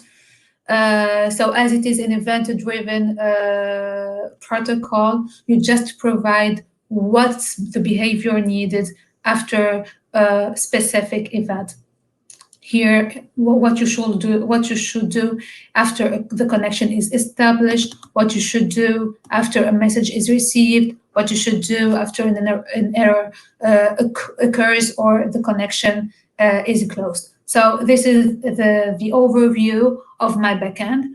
Now for my front end, I have my live component, which is a live data table built with Angular and PrimeNG. So, and I have the servers I talked about. This is the servers where I separate my WebSocket interactions and all the WebSocket logic, if you want. So in these servers, so I have only 3 methods. Okay, there are 4 methods. I have the connect method, which is responsible of connecting to and establishing the connection between my between the client and the server and my WebSocket endpoint. In this method, I call the get new WebSocket method that calls the WebSocket factory function, and I give it as a parameter with my WebSocket endpoint. I externalize this always in the environment, just to put it centralized in one place. And I have also a subject, the messages subject, which is available here, to which I push all the incoming messages from my WebSocket server. Okay, so I only expose this to the external world. The messages, this observable, I mean, in this subject, I have all the real-time data coming from my WebSocket server, and this is a private attribute. And the messages, which is an observable, is this. This is a public attribute that the external world or my live components can subscribe to in order to get the updates. It's kind of a wrapper around the messages subject to put any extra, if you have any specific logic to include, then you put it, you manipulate the messages subject, and your external components will only have access to the another attribute, I mean. And that's it. And in my live table component, I just subscribe to the messages observable I showed you, and I do my subscription through the asynchronous pipe. This way, I don't care about releasing the subscription. Once my component is destroyed, then the transactions observable will be unsubscribed, and that's it. I didn't do anything else. I registered some callbacks to handle error and completion, and nothing else. So just few steps: a service, subscription in your component, and that's it. And this is the overview. So this is my application. I am using PrimeNG as a components library and Angular, of course. And you can find here the live updates coming from my server. So this is the first version I want to show you. I mean, the most basic version, the minimum at least, just to make it clear for everybody how the workflow works. And now we will improve it a little bit. Starting from this point, I just want to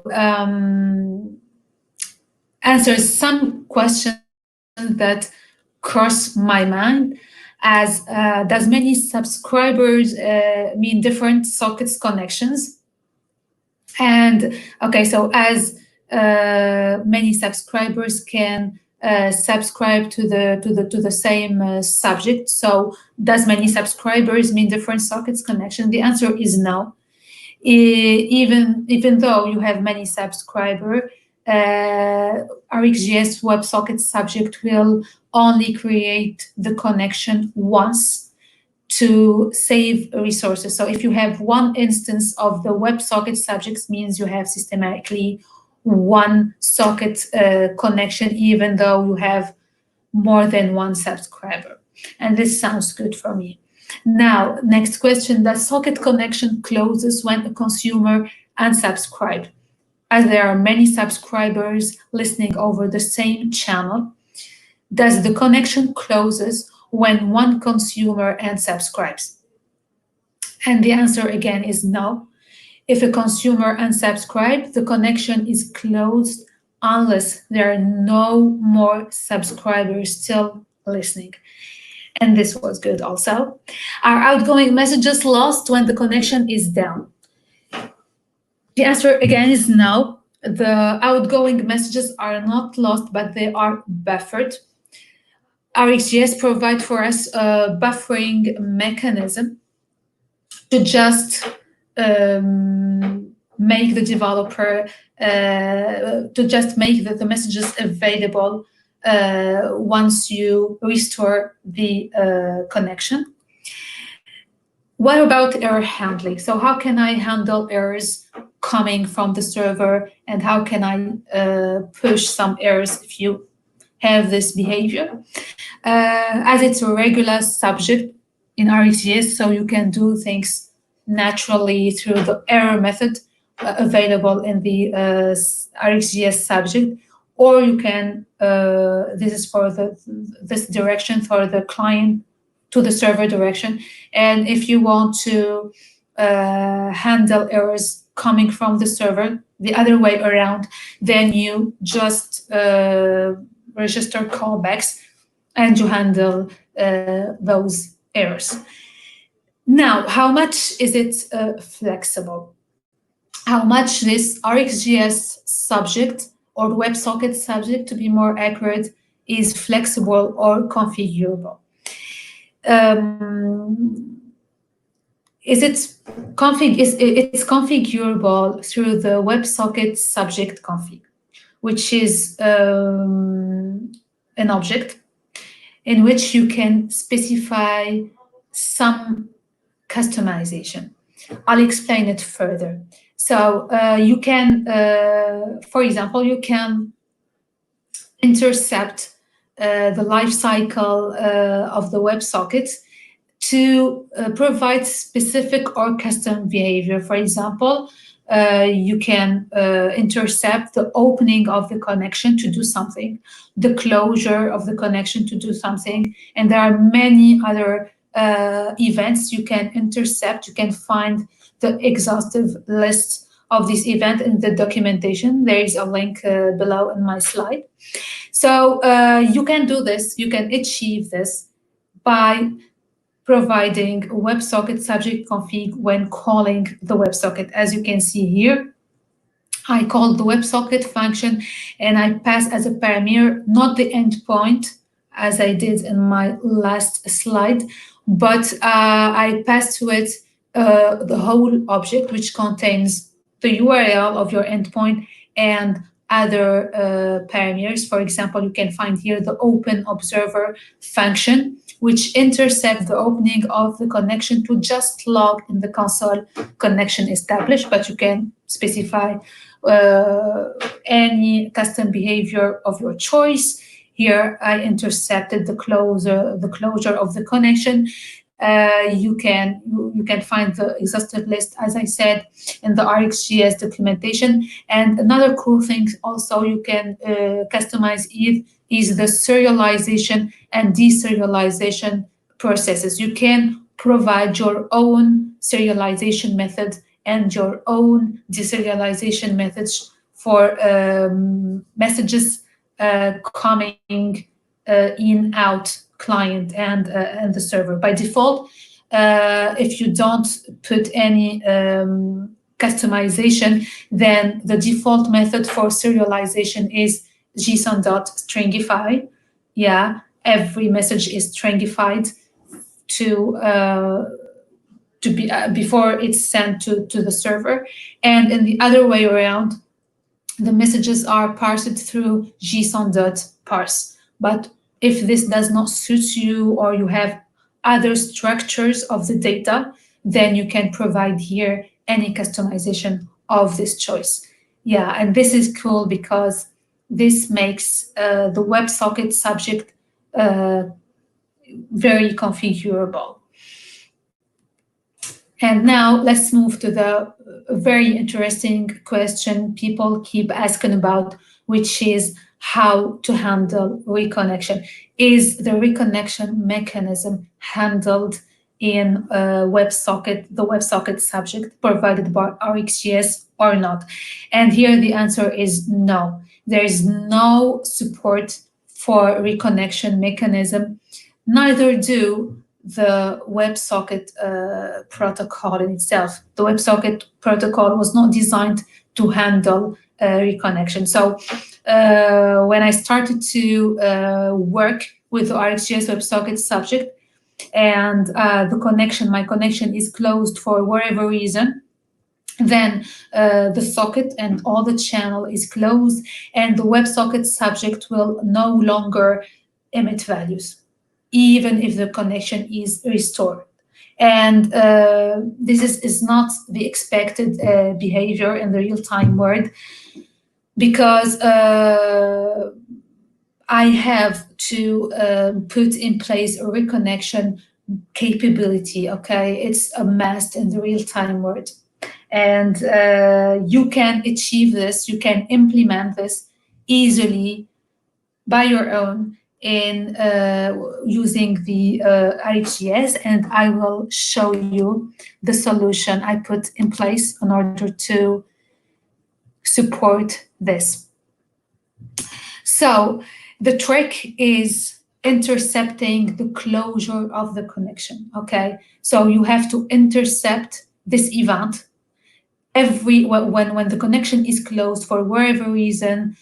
The code will for sure come in this place. So the closure of the connection, this function will be invoked by the RxJS WebSocket subject. So as I described in the last slide, so you can provide your custom behavior here. So my custom behavior here is providing the reconnection or triggering a connection again. So I just call here in this method, I intercept this method, the close observer, and I just call the connect socket with a reconnect true to just say that I am in the mode of reconnection. So my connect method here has evolved, and it's now. Lamis,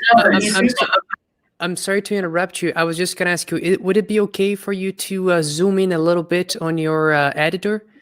Okay. I don't know how it is on Windows, but on OS X, I can do Command plus, and it usually does the trick. Okay, just 1 minute. Yeah, is this okay? Yeah, that's fine. Okay, sorry to interrupt you. I'm so sorry. It's just that we had a few people who commented that they could not see the code, and so I guess now that it must be much better. Thank you. Thank you. Okay, so I said this method has, I changed the signature of this method. Before it was just connect, and it do the work for me. Now it's connect with an extra parameter, which is the reconnection Boolean parameter. I mean, it support now both modes, whether I am in the first connection or I am in the reconnection mode. And if I am in a reconnection mode, I have here, I will construct my own operator, RxJS operator, which is the reconnect.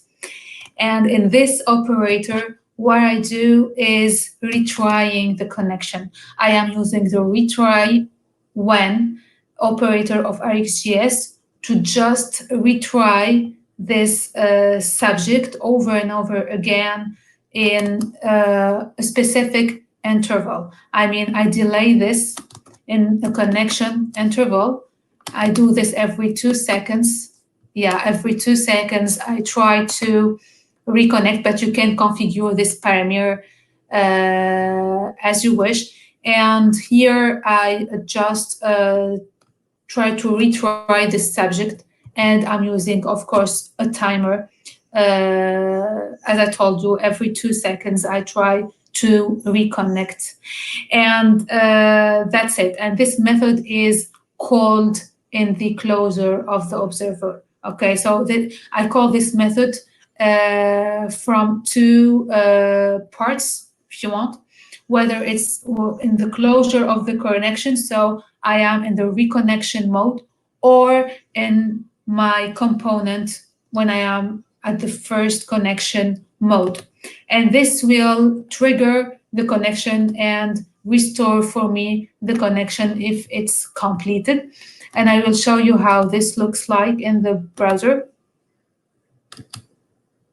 So here we will simulate it. I will try here to shut down the server. Okay, I will shut it down. And let's release these breakpoints. So there are no updates. My live table is no longer listening to the updates. And if you can see here, there is a connection attempt every 2 seconds. And in your network, you can see that there is a request, an outgoing request every 2 seconds, trying to achieve or to connect to my WebSocket endpoint. And once this is reestablished again, so we will run it. Okay, so here, yeah, so I am good now, and I can receive and listen to the updates. And this is how you can easily implement the reconnection mechanism without having also to include another third-party library just to fulfill this requirement. You can see how it's easy to accomplish this with RxJS, and I just added one operator, intercepted the closure of the connection, and call it once it's closed, call the reconnection when it's closed, and I am done with the reconnection mechanism.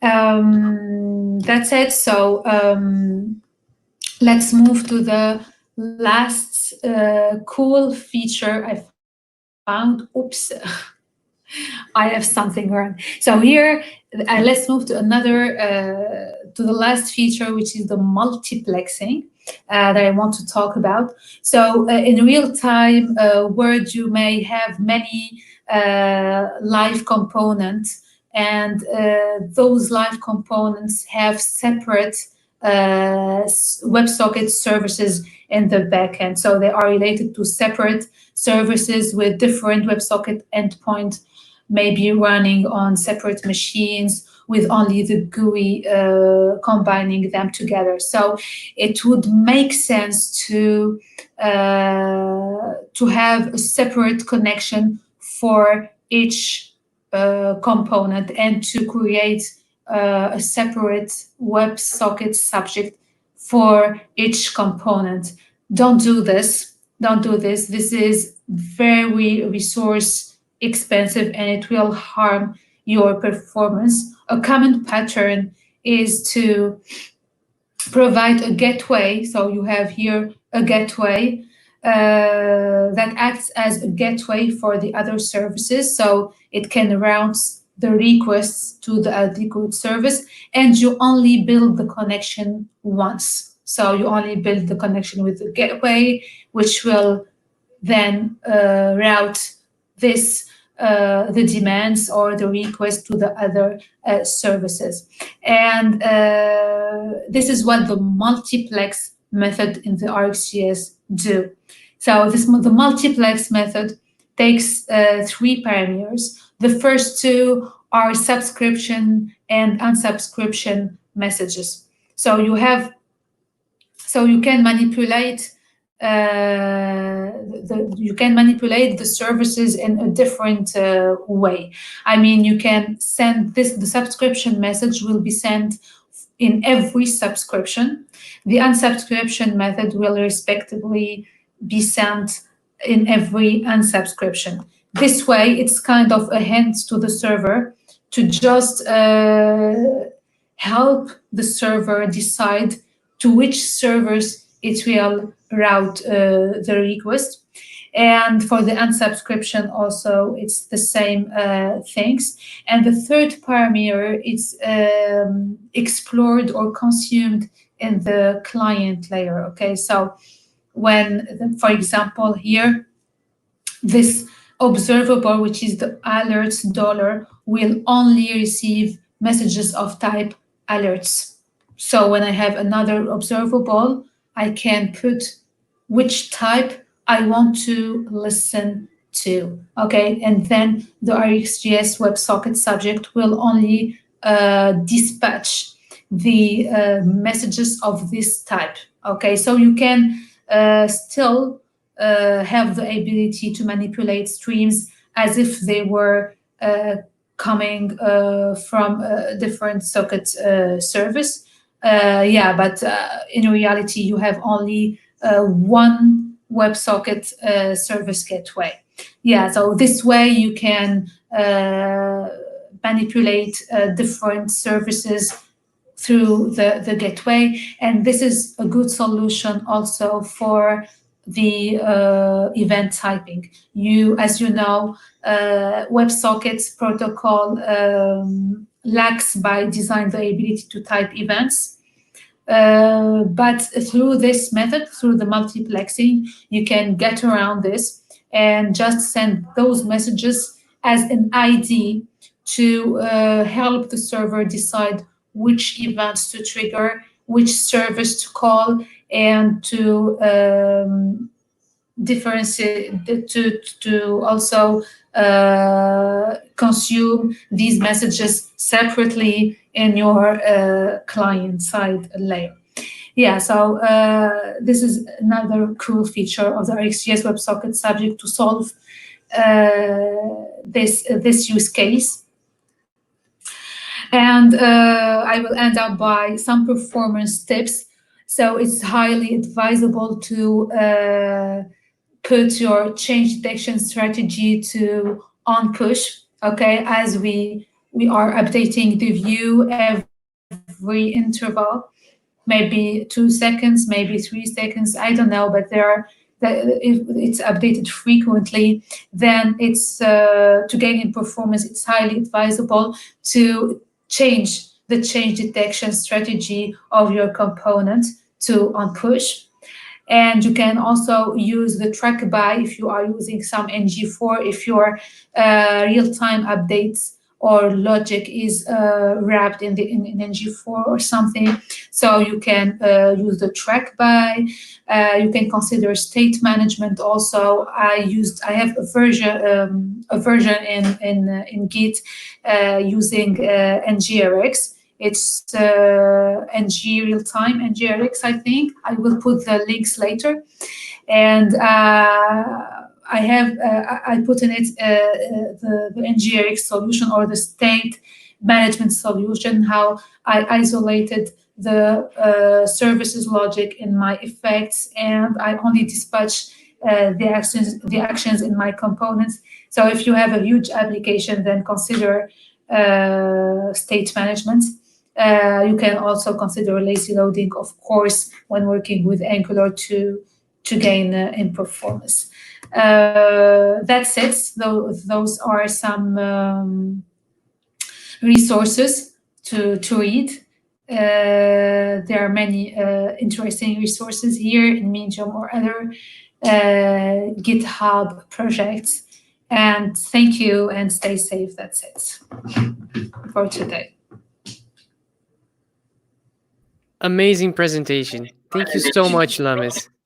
And I wanted to apologize for jumping in while you were speaking, first of all. No that was problem. very indelicate of me. But yeah, but after you zoomed in, I guess we solved a few of the problems that people were having to see it. Thank you for understanding. I also wanted to make a correction. So I think due to a poor choice of words, I guess I led people to think that I said that there was no Frontend Love 2020. there actually was, and in fact, I was there because I emceed the first day. So that is not what I meant. What I meant to say is that we tried really hard to get Lemis on stage, but we couldn't do it in this last time. And then now we are getting you finally some time, but it's online, unfortunately, because of the whole COVID problem. But we want to get you. Yeah, we want to get you on the real stage very soon. I hope so. And so do we, because it's been a pleasure. Thank you. I apologize for the last time because my schedule weren't really appropriate for the event, but I would love to participate with you.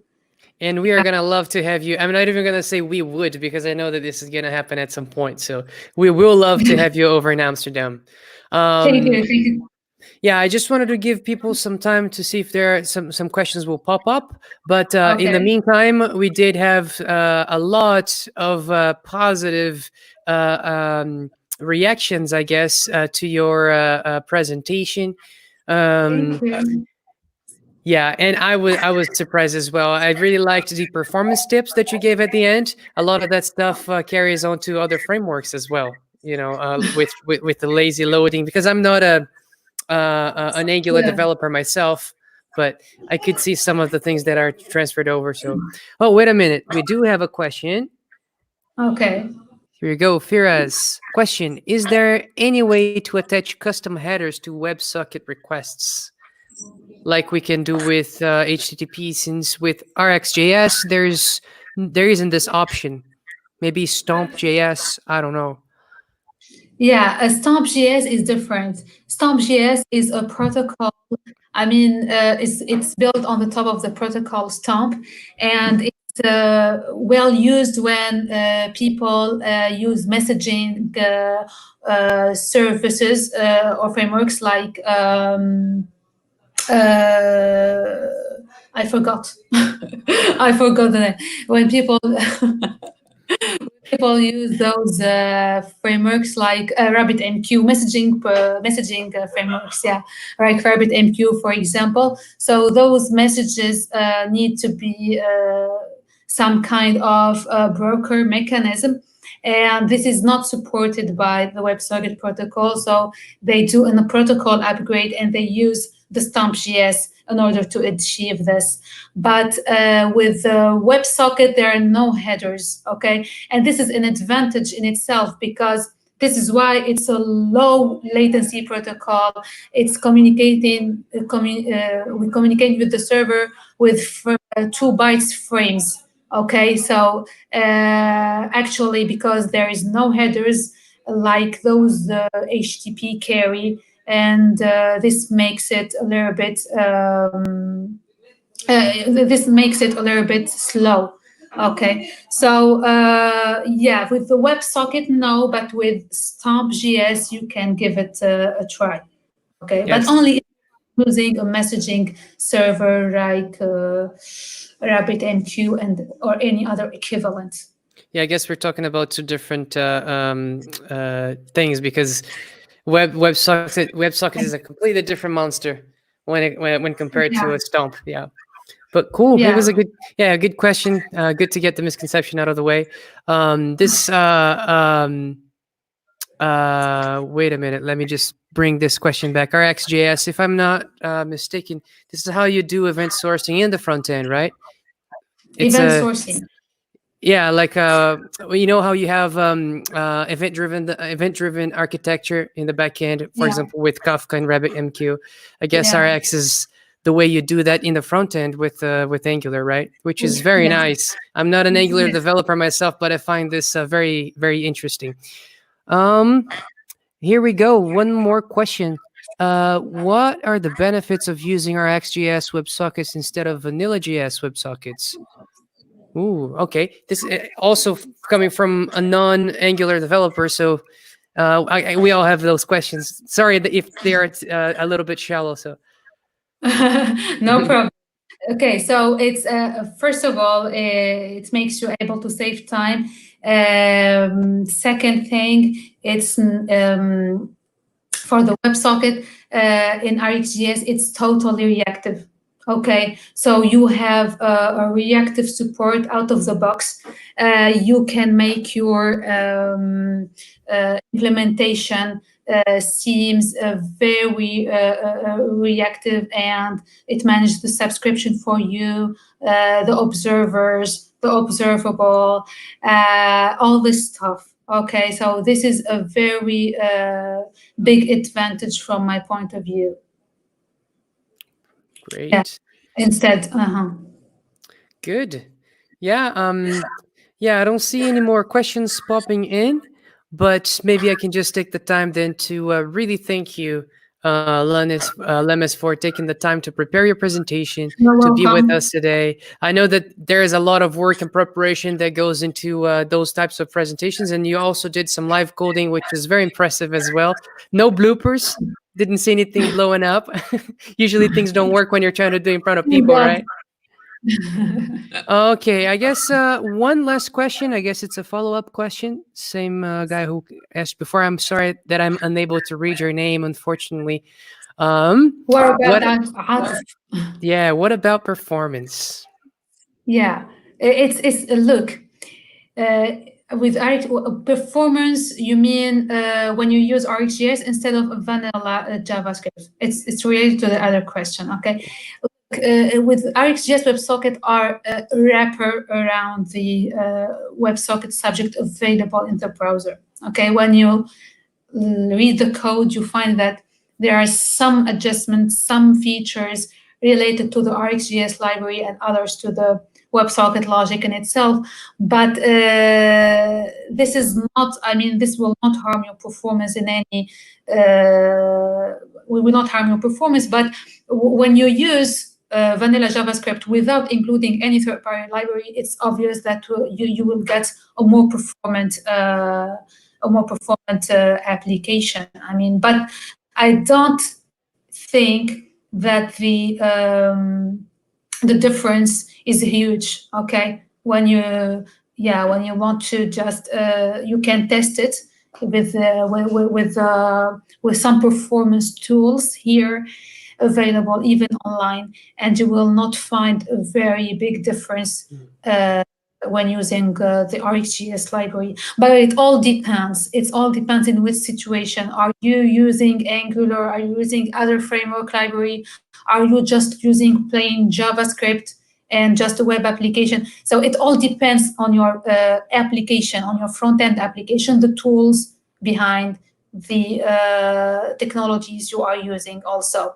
Yeah, just to give, but in general, if you want to compare both solutions, yeah, there is a cost. For sure, there is a cost, but the cost is not that big deal, okay? So it's minimal, right? I mean, every time you because I guess with RxJS, you have a few levels more of abstraction that you would get with vanilla JavaScript, and it's a trade-off, right? That's the trade-off that you do, so you can use this with Angular. Yeah. But you will win.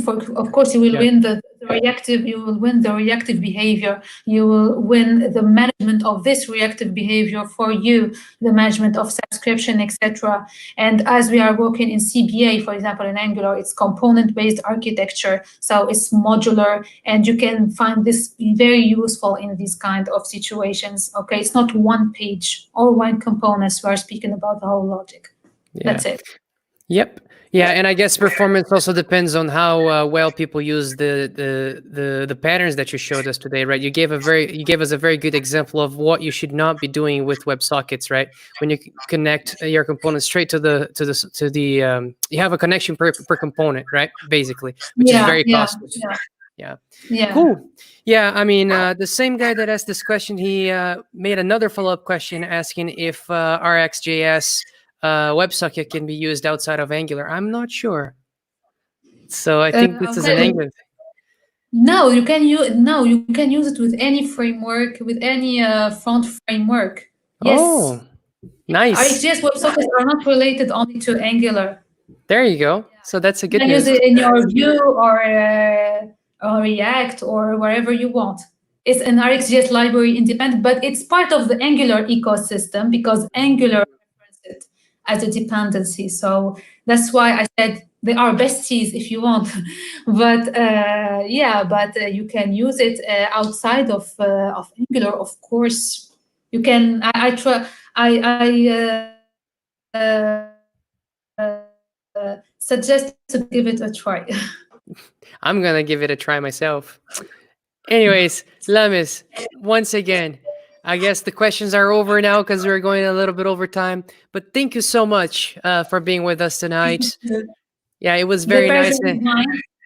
The pleasure is mine. Thank you. Thank you too. And next time we're gonna have you on the big stage. Hope so. All right. will be excited for this.